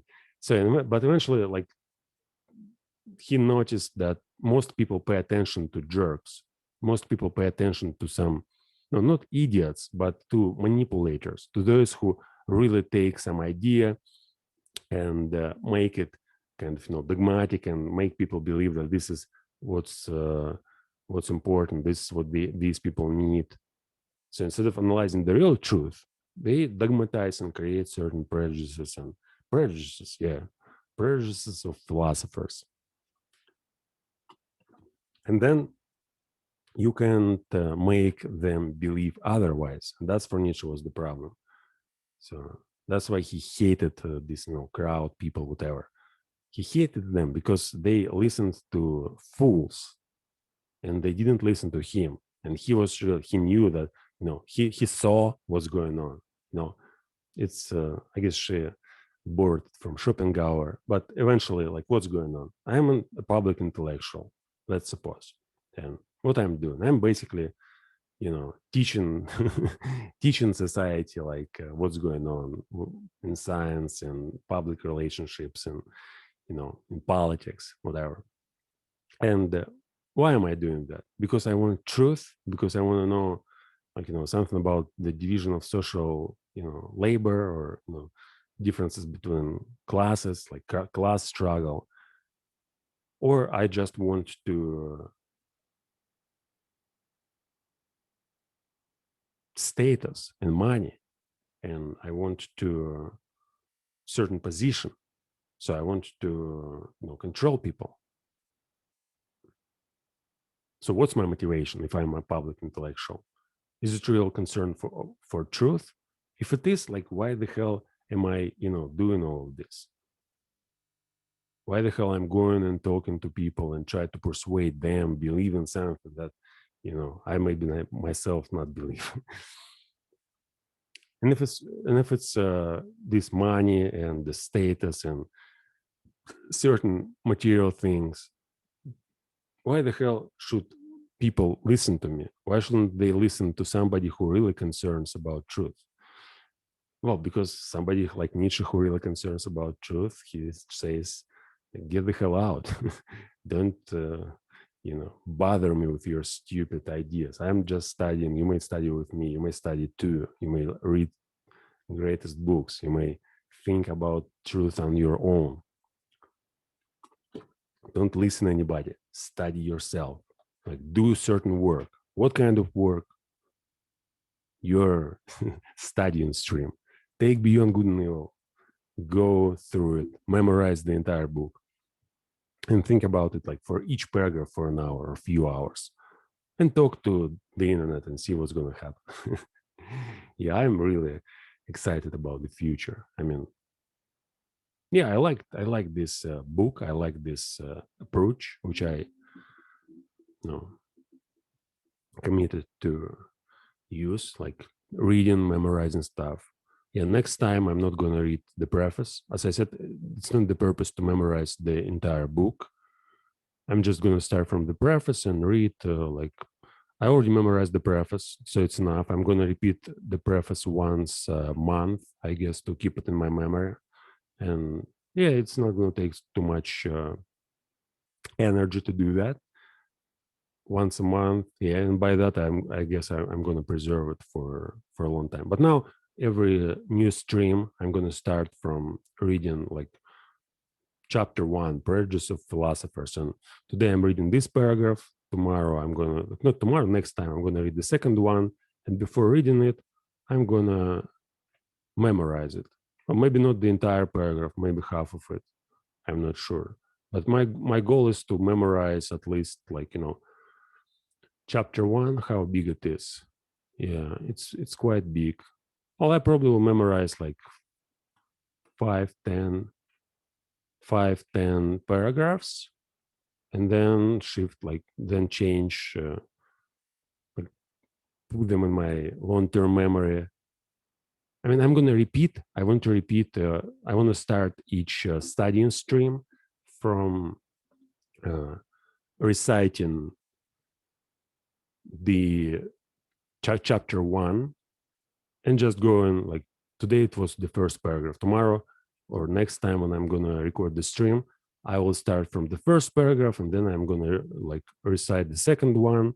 And the next day I'm going to start from the first, recite the second and the third, but read and analyze only the third and so on. So anyway, so that these things teaches us at last to ask questions ourselves. Yeah, let's read it like at once. Is it any wonder that we at last grow distrustful, lose patience and turn impatiently away? That these things teaches us at last to ask questions ourselves. Who is it really that puts questions to us here? What really is this will to truth in us? So he asks 3 questions. Like first, like, is it any wonder, right, that we eventually decided to drop our beliefs in all previous dogmas? And by us, of course, I guess he means like not everybody. He means those who, philosophers who try to understand what's going on. Doesn't talk about everybody. But anyway, it's like every generation there are some people who maintain this conversation, like philosophical conversation, scientific conversation, who continue the work. And it's going to be forever. It's going to be like there may be some gaps in history. Like if we think about history of philosophy, we may ask like 300, 400, 500 BC, there were some figures, and we may say there was like, kind of a sequence of teachers of humanity, like, Socrates, Plato, Aristotle, Epicurus, Seneca, whatever. Then there was like other sequence of teachers, and like Christ and whatever, Buddha, Muhammad, some philosophers also like Sextus Empiricus, Seneca, Plotin, Augustine, others. There was some gap, and well, there wasn't any gap. I guess now it's clear that there was, like, in every century there was people who preserved this tradition, this history of philosophy and history of thought, maybe in different languages, but still it was the case, and it's going to be like, it's always going to be the case. But it seems that most of the time there's no real development. People just repeat what previous generations taught them. And the problem with truth is that they don't push forward philosophy. They just continue repeating the same shit over and over again, even if they don't really understand it. And Nietzsche says, like, enough. Yeah, all this philosophy, history of philosophy. Like, we are done with truth, with what's real, what's unreal. Yeah, he says, we want to ask like questions. Yeah, we are done with dogma. He says, like, that this Sphinx teaches us at last to ask questions ourselves. So instead of just believing, let's take a famous example with going to school. So you go to school and you don't ask any question, don't ask like what's going on. You don't ask what you like want to know. You basically are fed with information which other people believe you have to know. And in school, it's like modern schools, probably in a few centuries it's going to be different, but who knows. Yeah, but it seems like they have certain base of knowledge.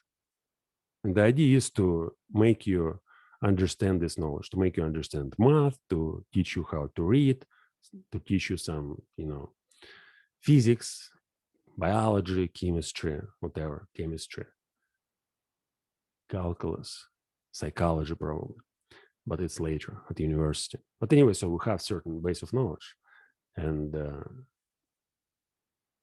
teaching and studying is about, like, you have to know this. And he says, no, like, we already know this, and we don't believe that it's kind of, makes sense. Maybe it doesn't make any sense at all. What if we start asking new questions? So, and who is it really that puts questions to us here? Yeah, what really is this will to truth in us? So we want to know, right, what's going on. And there's always some advisors or some teachers or some, books, philosophies, which give us answers. But it's not enough. Like, what asks questions? It's also like knowledge. It's not about probably getting answers and knowing what's going on. The question is as important as an answer. So, and why do you ask this question? It's your motivation behind this question, maybe even more important than the answer to this question. What really is this will to truth in us? And why do we want to know?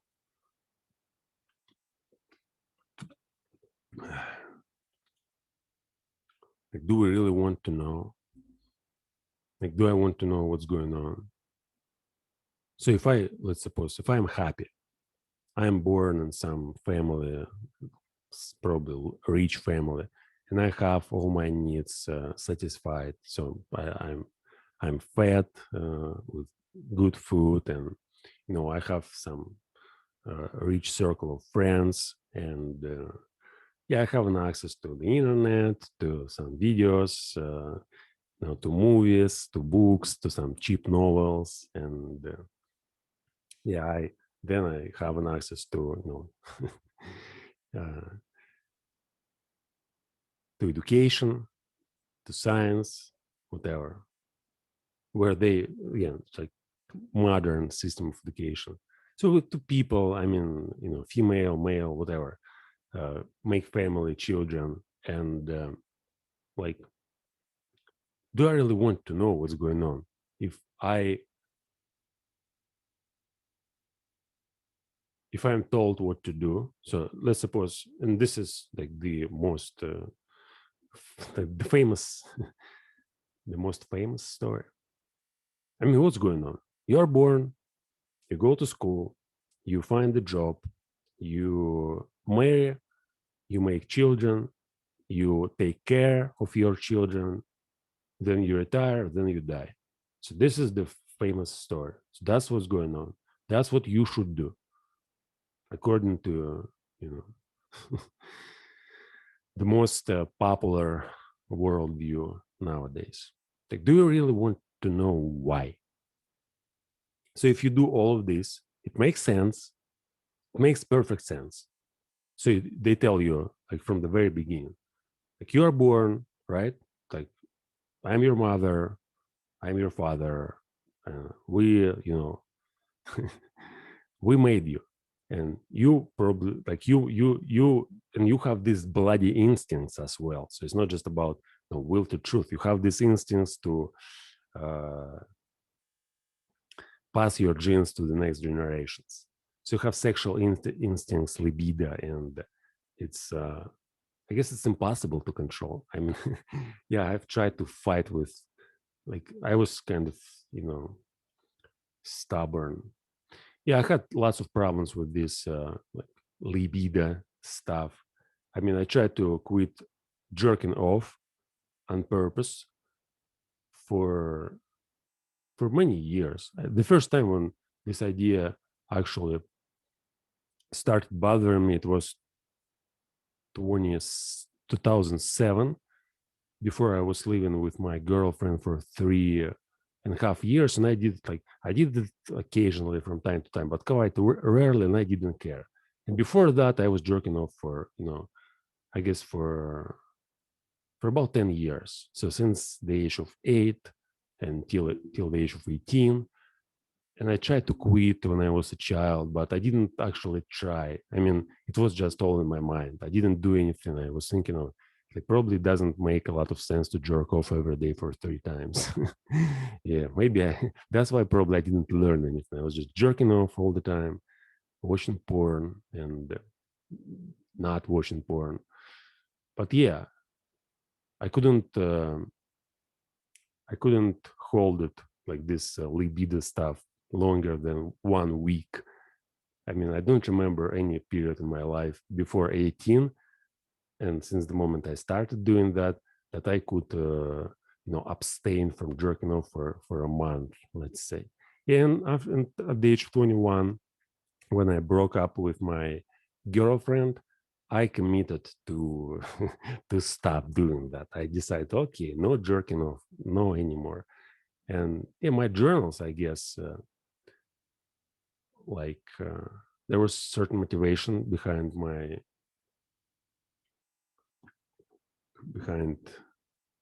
journals. And I remember when I started writing about it in my journals, and making plans for fighting this habit, this whatever, plague, intellectual, not intellectual, but anyway, I was able to achieve certain success. So for the first time, it wasn't so successful, but then I remember there was time when I didn't jerk off for half a year after serious resolution, and it was like all this time with philosophy, studying science. Like, it all goes in parallel with fighting my child habits, like smoking. I was smoking for 15 dumb years. So I started smoking when I was 8 years old. And a few times I tried to quit, it was impossible. And later, after breaking up with my girlfriend, 2007, it was the first success. I didn't smoke for half a year. Since the first June 2007 till May, even more than half a year, for 10 months, till May 2008. And then in April 2008, I started my journal. Yeah, I want to say, and it wasn't just smoking, it was also drinking and playing video games. In 2011, yeah, I had this success, so I didn't jerk off for half a year. And this success was achieved mainly because of writing. So I was writing after jerking off. I was just criticizing myself no, so severely in my journal. I was saying, "You're a fucking idiot. You're hopeless. So if you don't do that, next time I'll just cut." Yeah, and I kind of use this to, you create kind of super ego, so kind of conscience, and you use conscience to write and to analyze your actions. And I was doing that. So I was saying, if I do it next time, I'll just cut my hands. And then I do it next time, and damn it, what happened? Like, I give myself these promises over and over, but it doesn't work. But I have to solve this problem. And it was a real problem. And I didn't find the solution.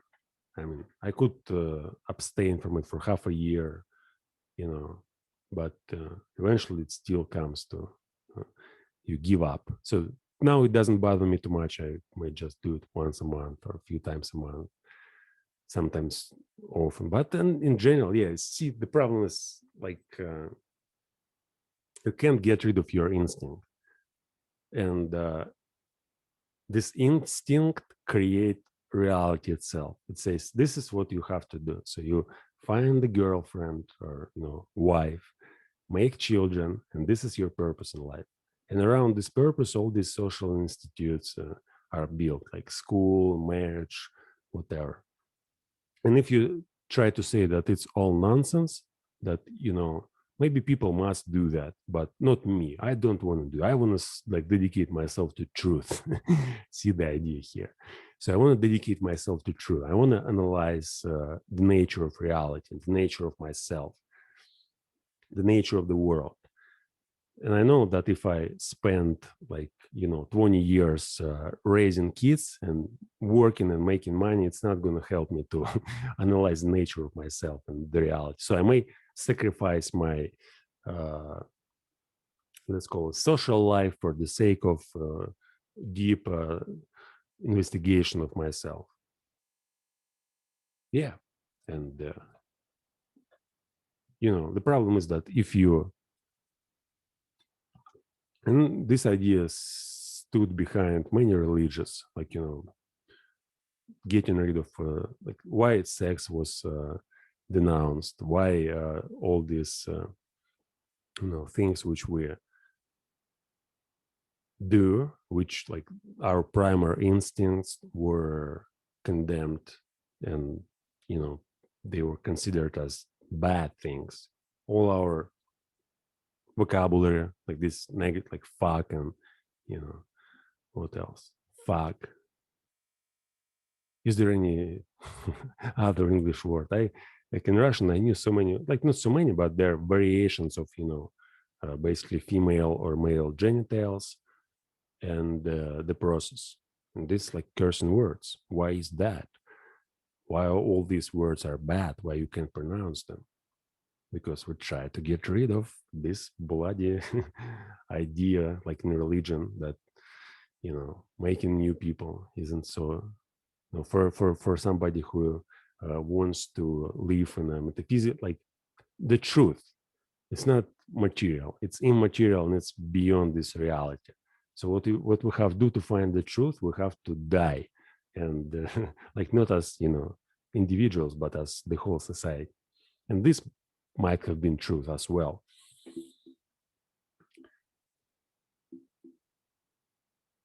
All right, so talking too much. See, I lost the direction, but let's get back to, yeah, that's what I like about this studying stream.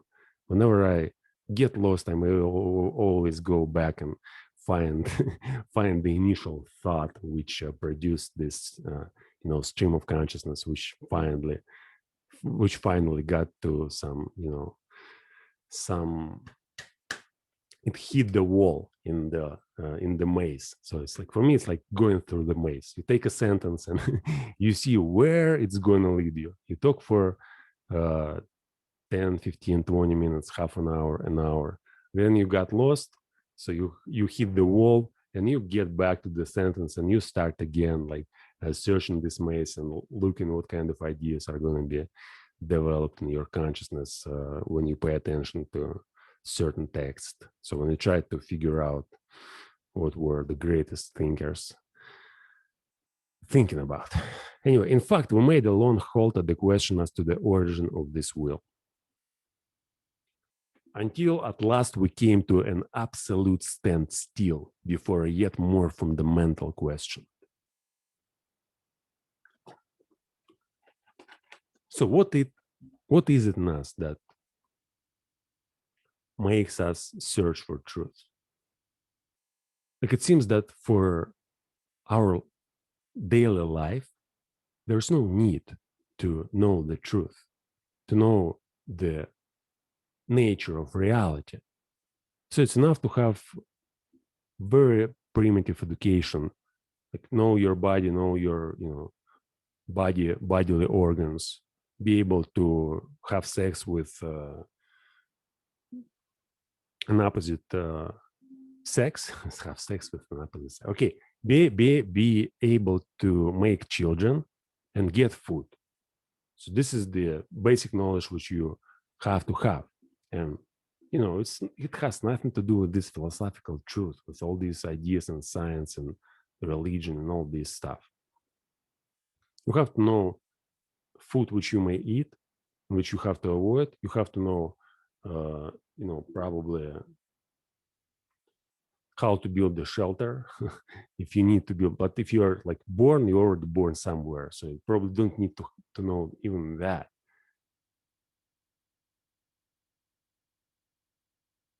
So what exactly do you need to know?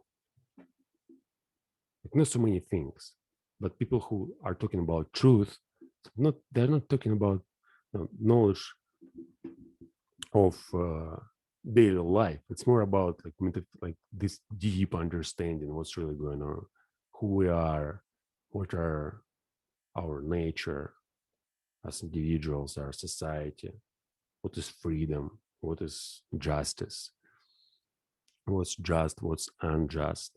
Is there any higher beings? What is the purpose of society, of life? All these questions. So do we really need to know the truth, and is truth possible?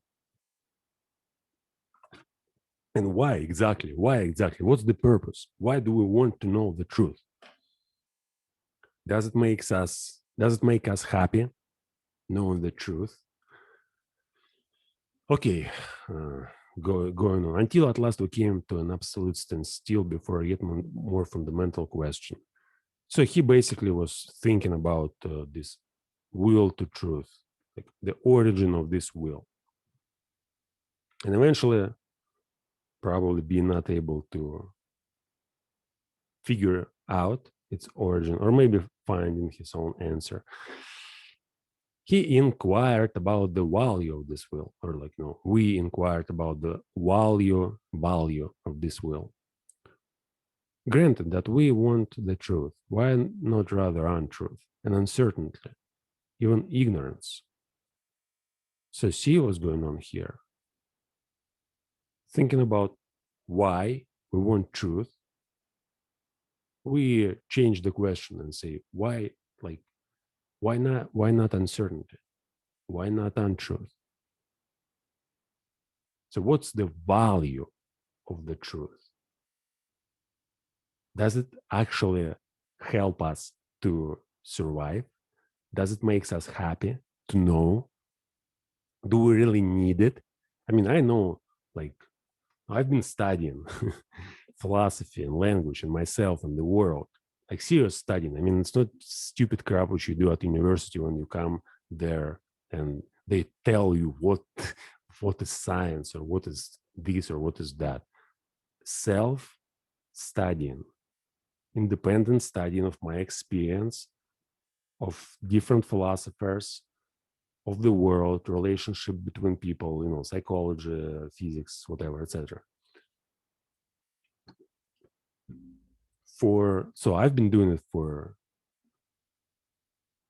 more than like 12 years. Oh, let's start it from Castanet. I read Castanet. It was 2007. It was the beginning of my story.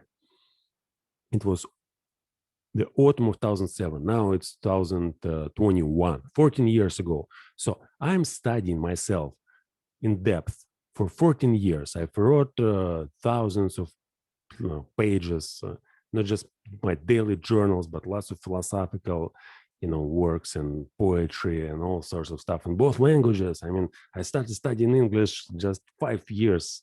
5 years ago, I started understanding English. 5 damn years. It wasn't like yesterday. And before that, I came to the point where I could, where my Russian language was just at the level I've never seen before in history of Russian writers. So I abandoned my native language because I realized that there is nobody to compete with like in this language. It didn't make any sense for me. But it was, again, one of the reasons. There are probably many other reasons. But I want to say the idea of like I know so much about everything, and even if I know so much, like what's the value of this knowledge? Does it actually give me something valuable? So on a superficial level, like on day-to-day interactions, it doesn't give me anything. I mean,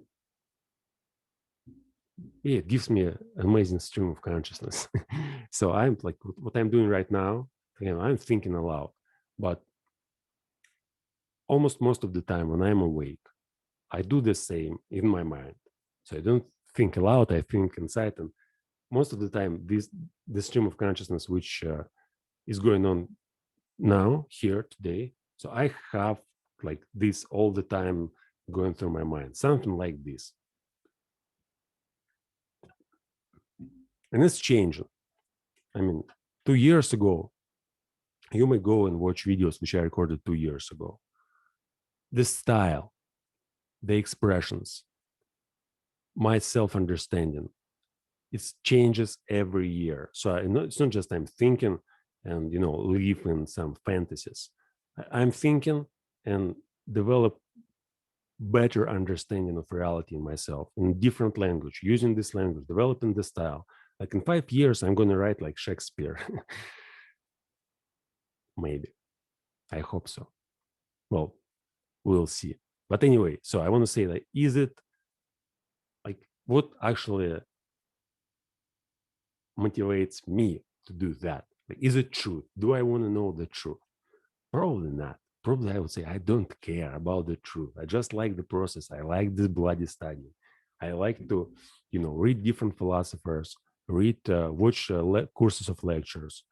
I like to understand what was going on. And am I really concerned with finding truth, finding the ultimate knowledge, like determinism? For example, for me, like when the first time I discovered determinism, I was wow. I was thinking impossible. Like I couldn't believe that. It's just it can't be that. Like, and I didn't want to say I didn't want to say that I couldn't believe in determinism. No, I couldn't believe that I discovered something that nobody understands, and I can understand. And for me, it was like almost the absolute truth. And it is even now. Like it's basically.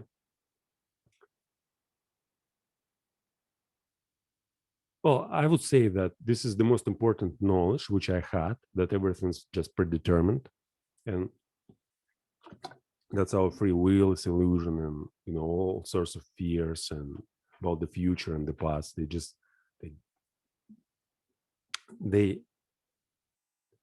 I wouldn't say that they uh what disappear immediately, but gradually, like this understanding of you know determinism. Like for me, it was like truth. It was absolute truth. And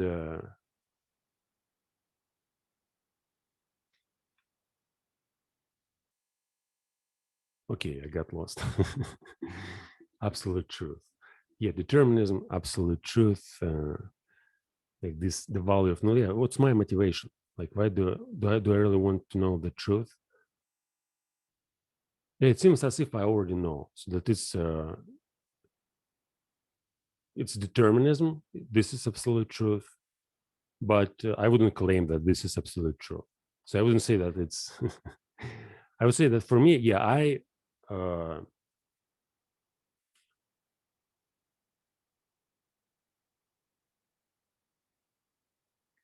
how would you put it in words? So I use it for my life. Like I use this knowledge that I don't have free will, and it's just a fancy concept which were invented by some people to manipulate other people by in the first place. And I don't buy it.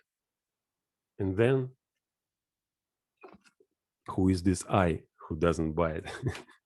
Or is it language itself? Yeah, it's not the it still doesn't stop me from studying the search. So studying, you know, other philosophies and trying to find maybe something that will oppose this truth which I have about determinism. Next, when I discover Sextus Empiricus, yeah, I guess I'm trying to play kind of skeptic. So basically practicing this ataraxia, so suspension of judgment. And yeah, I don't keep it in mind. Like amor fati, for example, or determinism, I always keep it's one of the first memories which I have whenever I have some troubles or problems. So whenever I feel bad or there's some sign of depression or sign of disappointment or struggle, I always, oh, okay, this is like this is predetermined. This is like it had certain reasons that I found myself in this state. What are these reasons? And so and I start thinking, and immediately I get rid of this uh, undesirable state. And yeah, and it feels as if I'm always in this process, and there's no way for me to be lost, like in my thoughts or wherever. Since I always come back to determinism and explain myself what I was doing, how I got to this point, not necessarily saying that this is true, but there's some reasons. I know these reasons. I know what was going on. I was, you know, doing certain things, even if it's bad, but okay, it's like, something that I have to face, something that I have to deal with. And eventually I'm going to die. I mean, if now whatever I feel, whatever is going on is a problem, it's not like the problem, since the problem is that I'm going to die at some moment. And this is like, since I'm still alive, it's okay. It's not a big problem. Whatever is going on, if I have some disease or, if I don't feel motivated enough to do something, it's not a problem. It's just temporary. And there's some reasons for that. What are these reasons? I start studying these reasons and I understand what led me to this condition. And basically understanding helps me to find a way to get over. And eventually I go ahead. Yeah, but what is my motivation here? Is it a search for truth? No, I wouldn't say it's search for truth.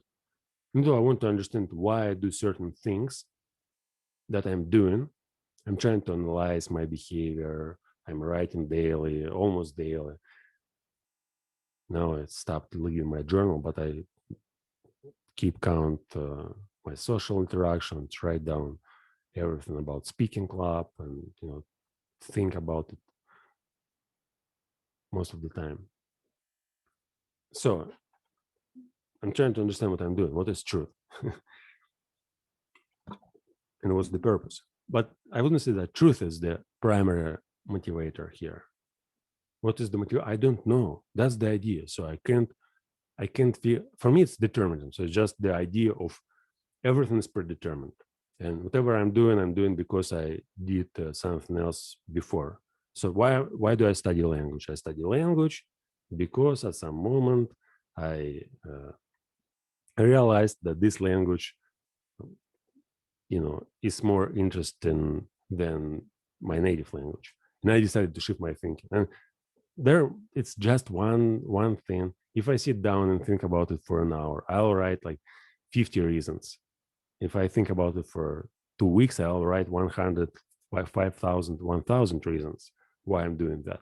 Probably I'll discover the ultimate reason, but it doesn't mean like, do I really care? Why do I do that? No, I just like to do that. I like to study language. I like to, see my progress. I like to see my self development. I like to see how my language transforms, how it transforms my life, my state of being, my self-awareness, my stream of my consciousness, environment around me, and something that I can do well. But the ultimate, again, it's like the ultimate reason. There's no ultimate reasons. There are some combinations of different reasons, and I may explain everything through these combinations, like in my life. But why I make myself as a criteria here? But whom else I may make as a criteria? Like Nietzsche, yeah. Did he want to know the truth? Yeah, probably he wanted, but maybe not.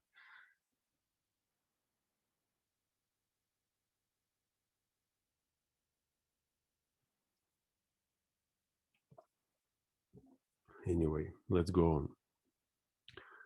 So the problem of the value of truth presented itself before us, or was it we who presented it, or was it we who presented ourselves before the problem?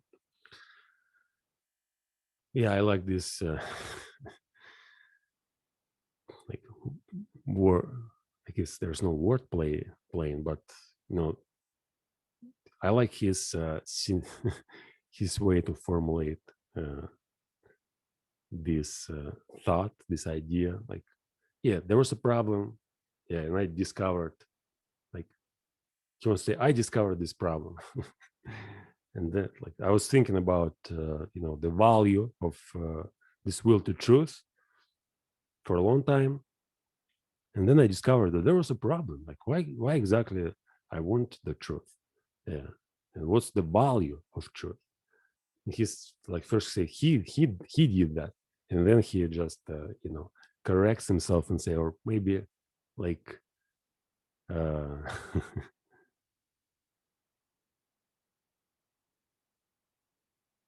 no, first he says the problem of value presented. Yeah, it's like, or was it we who presented ourselves before the problem? No, it's kind of different. So I guess it's more about the problem of value. Yeah, he was thinking about the knowledge, about like the truth, about the value of the will to truth. And then there was another problem. No, he was thinking about not the value, but about the origin of this will. And then there was a problem about the value of this will. And he says, like, did I discover the problem? Or the problem discovered me? Since, I'm already ready to tackle the problem, like my language, my understanding of myself and the world is already better than any other philosophers who lived in history. Like that's how Nietzsche thinks about himself. So we have to be certain here. Like this self confidence which he had at this moment. He wrote Beyond Good and Evil at 1885, I guess. I'm not sure exactly, but probably it was 1885. Yeah. The, the introduction, yeah, it's an introduction, but it was the time when the book has already been finished. So probably he was writing it since like 1883 to 1885, because introductions he write them later. But yeah, the idea of, he already was considering himself as the greatest philosophers of all time at that moment, since he basically could understand all other philosophers and he could understand something that they didn't understand.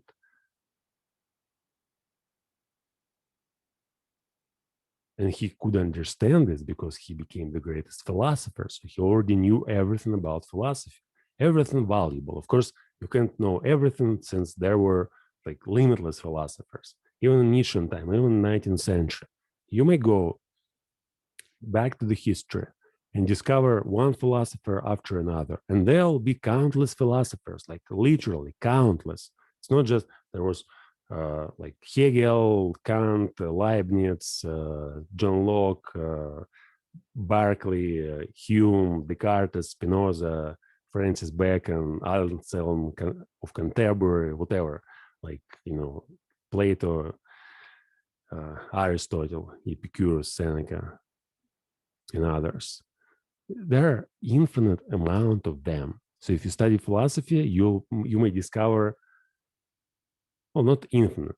The probably it's finite, but there were like thousands of philosophers. Some of them were greater, some of them were less greater. Some of them were just completely unimportant. But for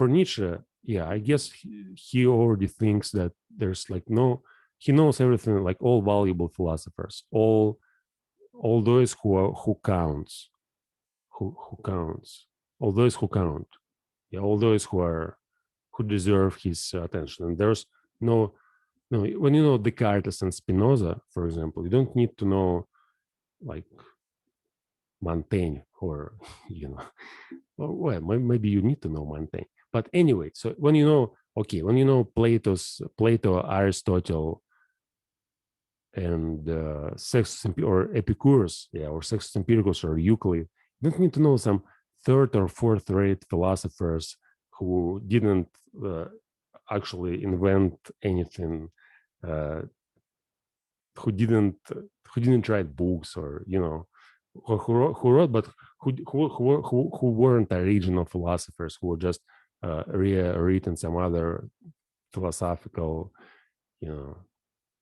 concepts and ideas in their own language, or who was like underdeveloped or whatever. So for Nietzsche, I guess he understands already about the difference between content and form, and it's so subtle. I mean, basically, whatever is going on in philosophy, it's all about the form. It's not about the content. Content is always the same. And all philosophers are talking about, like, there was no invention.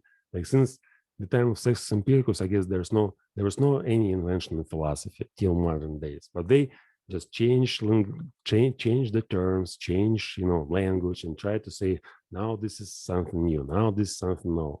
Like, now we understand better what's going on. Now we know what's the truth. Now we know how to use this, philosophy of language and prelocutionary acts and intentionality and all language, universal, whatever. What was the idea by Chomsky? Universal.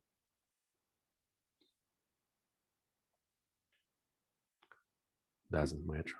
So Nietzsche wants to say, I already know everybody. I already know all philosophers, important philosophers. I've read all of their books, and I'm continue doing that. But I don't, like, for 10 years I didn't find anybody who were really better than those whom I already read. And I myself write already books which no other philosopher ever dreamed to write. That was mindset of Nietzsche at this moment. And he said, okay, new problems, of course. Now, since I developed my style, I can see something that they couldn't see, and I can work on these problems, and I can, think about them.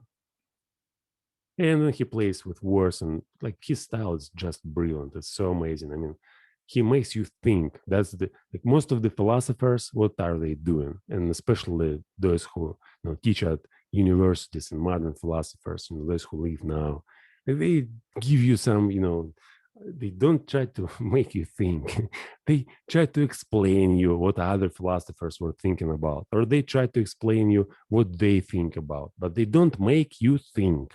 That's the problem. And Nietzsche makes you think. So you read his books and you don't care actually about what's going on, like what he wants to tell you, what he wants to describe. Just read the paragraph and then you think for 10 hours on your own about something different, what is irrelevant to Nietzschean problems. But still, it's like it makes you think. That's why it's like style is so important here. So it's not philosophy. It's not about it makes you ask questions ourselves, yourself. Yeah, not ourselves. That's what's so powerful in Nietzschean philosophy. So you read it and you start thinking on your own, and you're no longer bounded by any particular philosophy. You don't need to go like in academia, basically. Now I'm listening this philosophy of language now by John Searle, and he gives explanations of Frege and Bertrand Russell and Wittgenstein and his own ideas. And another guy was there, Austin, who invented this term prelocutionary act. And just this guy Searle, he developed like acts of speech act, like these ideas. And they basically they don't want you to think about language on your own. They want you to accept their ideas and say, this is true, this is what we know. And we have the history of several generations studying these problems. And this is philosophy. And they all want to convince you that you, like, to understand philosophy, you have to understand these arguments. And there are like few hundred arguments which are incomprehensible, which written in a terrible style which nobody can understand, and then you like read them and you are bored with philosophy and you say, no longer, no more philosophy, it's all nonsense, who wants to know these completely meaningless things. In Nietzsche it's the opposite case, since you read them and you, wow, that's what's going on here, that's so interesting, like why he thinks that, why he thinks this, what he's trying to say by, which of us is the Oedipus here, which the Sphinx? Like, what the hell does it mean? Who was this bloody Oedipus? Yeah, and then you go back, read Sophocles, the Oedipus Rex, just dedicate a few hours, read this bloody book, and then you, oh, Sphinx, Oedipus, oh, that's a great illusion. And then you go back to the book and read and continue reading the book. So, would you like to read Oedipus Rex? Now, Oedipus Rex, yeah, in Wikipedia. So at least, oh, not read, PDF. Why did I type to read? That's quite interesting. So we have 24 pages. Oh man, it's so short. And 24 pages in a great poetic style, but it's translated from, oh man, what's going on? It's translated from Greek. Yeah, I just want to see how many, like, is it actually 24 pages?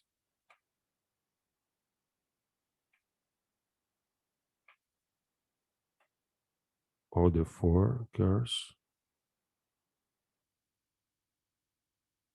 Yeah, it's the whole thing. Oedipus, there's another book, Oedipus in Colonna, or don't know. It's a sequel. There wasn't just Oedipus Rex. There was, I guess, 2 books or even 3.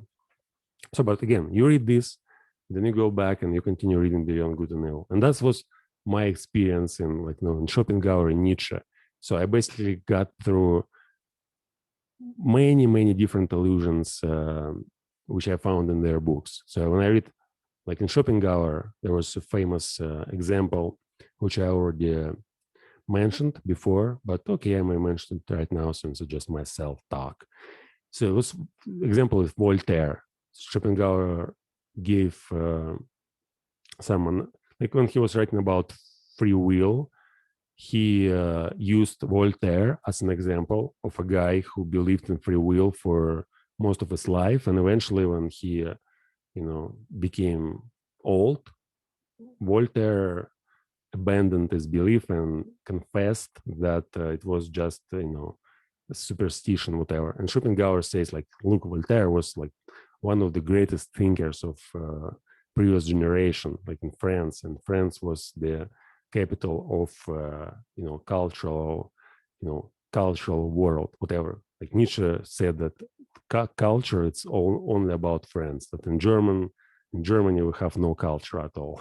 Like nobody understands what is culture.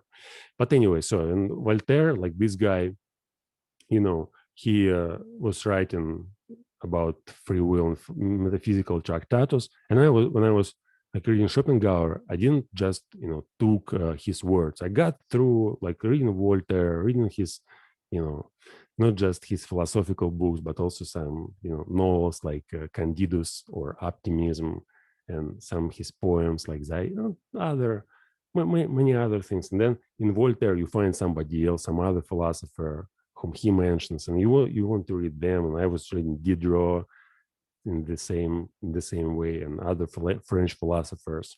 So to get just one illusion, and that's why I say that every time when I get back to this book, like Beyond Good and Evil, I understand it a little bit better, and sometimes I see things which I haven't seen before. So, like the first time when I was reading this book, I probably didn't know. Well, I knew already about Oedipus Rex since I read Sophocles and all these ancient writers like Sophocles, Aeschylus, and Euripides. I read them in 2012 after reading Schopenhauer. But yeah, there are many allusions and links to other philosophers. And I guess while like reading this book, I'm gonna mention them later. But that's like how you read. It's like reading Wikipedia. So first time you read an article about consciousness, let's say, and you don't know anything about consciousness. You read it the first time, and you find something. You may say, now I know a little bit about consciousness, and then you take few books like mentioned in this article. You go through these books, you understand some concepts deeper, some examples, then you get back, read an article again, understand it deeper. But I wouldn't recommend to read Wikipedia in that way. But some great philosophical works, they actually are like the best way to read them. It's this way. So you check out some examples, historical examples, read them as well, and then get back and reread the book over and over, unless it's clear. But it's never be clear. I mean, this book, like I'm gonna read it for the rest of my life, like once a year, read it fast, and I'll find, if I continue studying philosophy, I'll probably find something new over and over here. It all depends like how you deepen your attention, your understanding, and how seriously you try to think on your own about what's written here. Since after a year, of course, I'll have this, my consciousness, my mind will digest lots of this information, change it. I'll have certain examples in real life which will help me understand better what's written here. It's not about studying philosophy only, it's also about studying the world. So there will be some interactions, some people or some situations which will help me to understand the concepts which I find here. But anyway, let's go on. Yeah, which of us Oedipus, which these things? It would seem to be a rendezvous of questions and notes of interrogation. And could it be believed that it at last seems to us as if the problem had never been propounded before, as if we were the first to discern it, to get a sight of it, and risk raising it, for there's risk in raising it. Perhaps there's no greater risk. So again, it's like he shows off and says the problem, like nobody in philosophy actually paid attention to it before. All philosophers built their metaphysics on certain principles, which were like they all admired truth. They all admired this motivation. So whenever people were talking about truth, they were talking with respect. And he says, but why we respect it? Like, why? He doesn't want to say, like, let's stop respecting truth. He doesn't want to say, like, truth is, whore. He wants to say, why? Let's try to understand what it gives us. And once again, Nietzsche was the greatest philosopher of his time. He knew all other philosophical systems. He was familiar not just with Schopenhauer, Kant, Hegel, whatever. He read so much, and he was thinking about it so long, like decades. He was writing his own books, and as a student, he was brilliant. And it looked for him as all this knowledge. Yeah, it gave him a lot of this, spiritual, whatever, this inner world. So it enriched his inner world. But like when he communicated with people, it didn't give him anything. Like all this truth, all this knowledge, philosophy, all these ideas, they didn't give him anything in society. So in society, nobody cared about truth. Nobody cared about knowledge. Nobody, like, okay, there were people who cared, but mostly people like cared about money back in like 19th century as well as now, about marriage, about relationships, about playing cards, about horses, and what else? Hunting, yeah, dancing, whatever. Reading newspapers. Do you think it's possible to find truth in newspapers? Yeah. So Nietzsche said, like, why? Why do you want truth? And then, yeah, he wants to say that, he's talking about himself, saying that nobody actually first, like, this is my originality. Like, people knew that before, of course, no doubt, but nobody tried to actually develop this as Nietzsche tried to develop this idea himself. So the value of truth, the value of morality. Why should we be kind? Why should we be just? Where all this come from? Why shouldn't we kill each other? Again, he doesn't want to say go and kill your neighbor. See, why? What made us believe that this is truth, and probably ultimate truth? So he emphasizes, like, there's a risk, like risk raising it. And yeah, he also emphasizes this, who, what, yeah, who is it really that puts questions to us here about the nature of truth, about will to truth? Like, who makes us pursue this path? Who makes us inquire about the nature of reality? What is it in us? Is it some noble instinct, something admirable, something respectful? Or is it just the same instincts which make you chase girls, which makes you chase power, which makes you chase social status? So what? Like, who? It's basically the same question. What really is this will to truth in us? Like, is it something superior to, let's say, material world? Or is it the same bloody thing? And he'll say later, value of this will. Like, what is the value?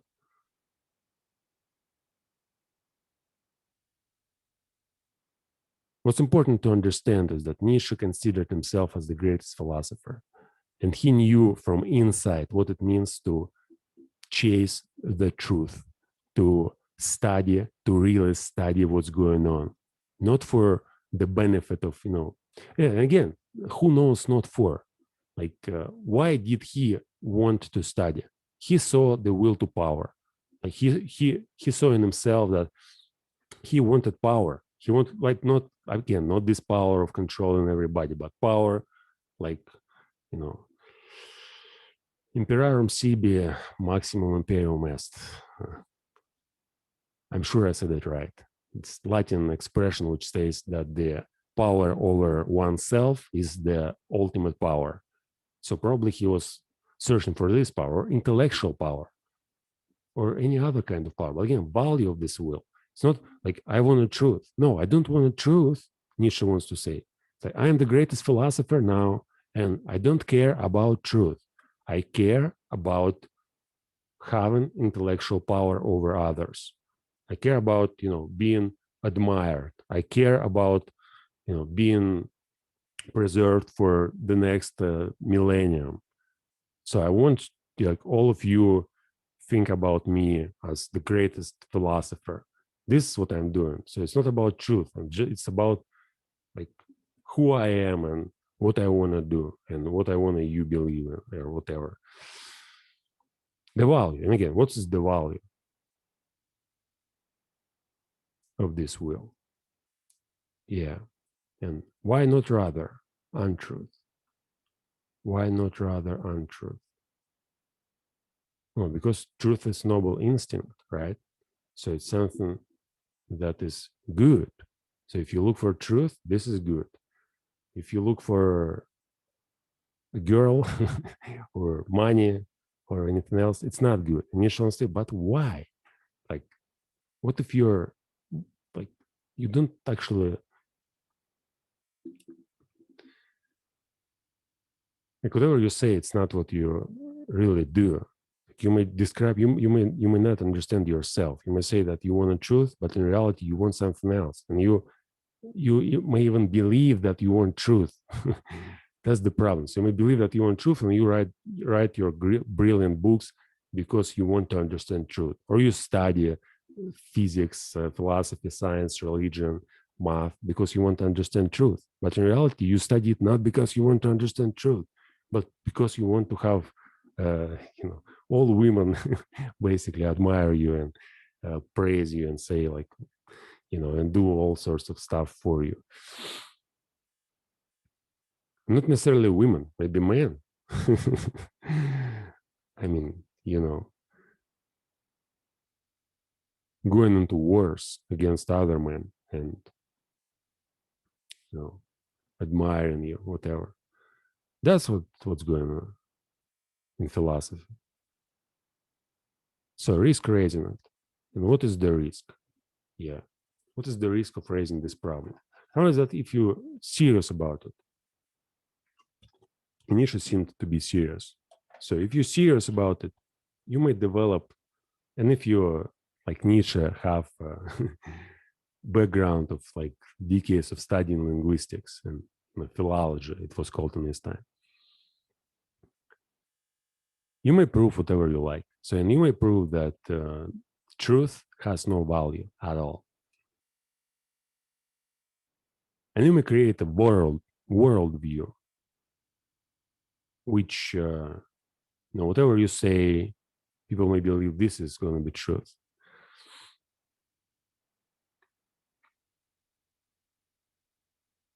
So you may have an impact on society in general and on everybody. And it may be problematic for you as well. So it's not just about, well, I don't know what is it about, but risk raising it. Yeah, I had such, like, the first day when I was memorizing this paragraph, it was on Wednesday. So I went to library to take some new books. And on the way there, I took the paper and memorized this bloody paragraph. It took me for about 30 minutes, a little bit more. I had some great ideas, I remember, but now I can't even formulate them. Like after 2 days, I can't even formulate these ideas. I can't even tell. But no, when I was like finishing memorizing this paragraph, I was thinking, risk, yeah, there's like serious risk. So you may just get the point when whatever you believe is gonna be altered, transformed, not in a good, way, but yeah, you may get mad. That's the problem. Not only for others, I guess, like people consider Nietzsche mad at this time, that after reading these attacks on truth and on morality, when he tried to say that guys, maybe it's all just nonsense. They already thought he was mad, but you may like become really mad. He got mad eventually. So in 5 years, so he says there's a risk in raising it. So if I take it seriously and I start looking for evidence, trying to prove that all this morality is just a bullshit, all this truth is just an attempt to cover your real uh, animal instincts. So if I'm going to do that, I'll find it not only in other people but in me as well. So Nietzsche probably believed that he was a good guy, that he studied philosophy, he did something meaningful for people, for himself, for the humanity. Those books were so important because they were changing the course of humanity to the better. He believed that it's gonna, you know, he did something meaningful, but then like risk raising it. So probably if you go on this path, you may find that it's just, first of all, there was nothing noble and meaningful in there. And then second of all, you may even discover that it was like a really uh, like animal instincts which made you create all these books and write all these brilliant philosophies. Yeah, and there's danger. And also, of course, it may destroy the whole order of society. But who, like, I guess he didn't care too much about society and what's going on in the world. Maybe cared, who knows. Anyway, so I got to this, point. Yeah, I tried to make sense of this first. Today, I tried to make sense this first paragraph of Beyond Good and Evil. Next time, I'm gonna read the second one, and well, it's still on more than 2 pages. Yeah, I guess I read it like in two approaches. So first, I'm gonna memorize half of this paragraph, probably till here. Next time, I'm gonna memorize another half of this paragraph, and yeah, I'm gonna get through it slowly, and think about it in depth. Once again, what I'm doing here is just an exercise. I'm practicing English, and I have nobody to talk to. Like, even though I have my speaking club and I meet with people, well, I have some people on the internet to talk to, but I have nobody to talk to about this book. I mean, I, well, again, I know a few people who read this book and whom I basically made reading this book in Russian, but yeah, it's not like I don't want to talk about anything in Russian anymore. And I don't know people who really like studied philosophy and could have a meaningful conversation about beyond good and evil. Well, I guess there are lots of people on the internet. Probably if you are one of them, you may write a comment, and if we may even try to talk about this book, have a podcast or something like that. Yeah, but what I'm doing, again, I have nobody to talk to about this book, and I like to talk to myself and to talk to the internet, to consider the internet as kind of artificial intelligence, whatever, collective consciousness, which may preserve certain things which are going to be important in the future. And I'm trying to analyze this book. I'm studying language, I'm studying English. I think this is one of the best way when you discover something relevant to you, something that you're really passionate about, and you just talk about it as long as possible, trying to maintain a meaningful conversation and simultaneously recording yourself in order to study later what you said, why did you say that, etc.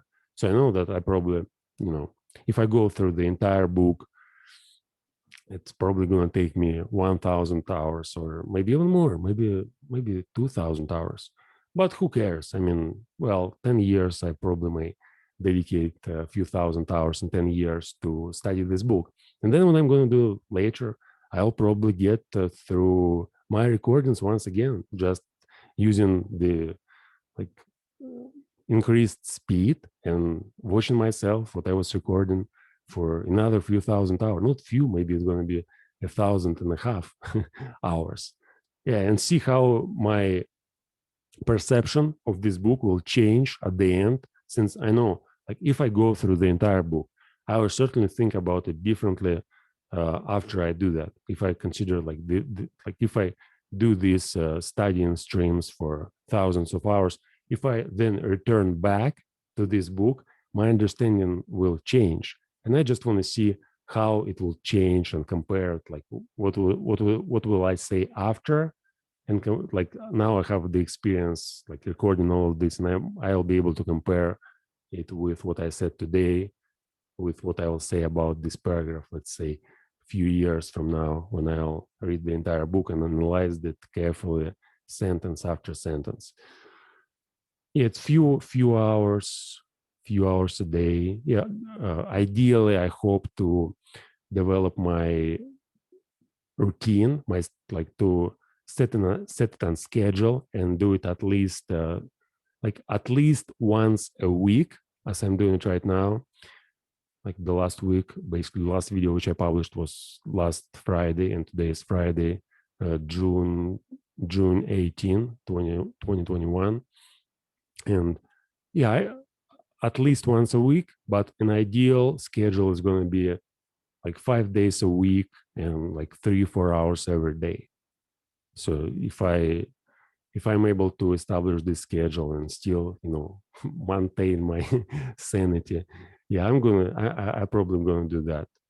But I'm not sure that I will be able to memorize everything. So to memorize, it takes 40 minutes, but I know that if I go on this path and memorize one paragraph every day, it's not going to be good. After a few months, I will just keep in mind so much information. I don't want to keep all this in mind.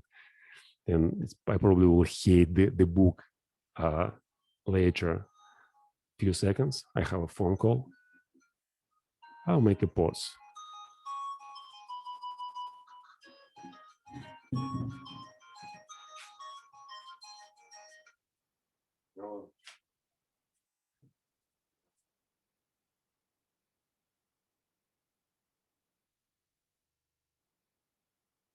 Да, все понятно.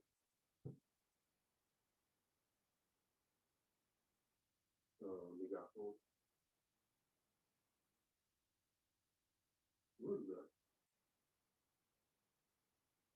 Я почти не пользуюсь телефоном. Телевизора нет вообще никакого.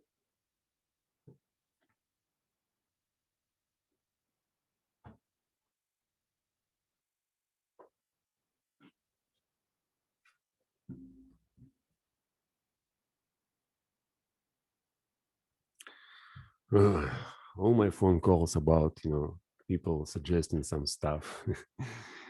Yeah. Anyway, so I'm going to finish here. And I'd like to pay more attention to the grammar, the way how I speak, not what I'm talking about, but how I do that. Since it still bothers me, I can't reach the same level as I had while I was speaking in my native language. And I know that there's no other way to reach this level other than just reminding myself over and over that I have to work on my form. I have to work on my grammar. I have to work on my pronunciation and semantics and syntax. No, it's not semantics and syntax.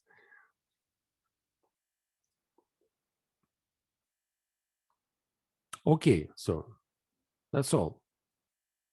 See you next time.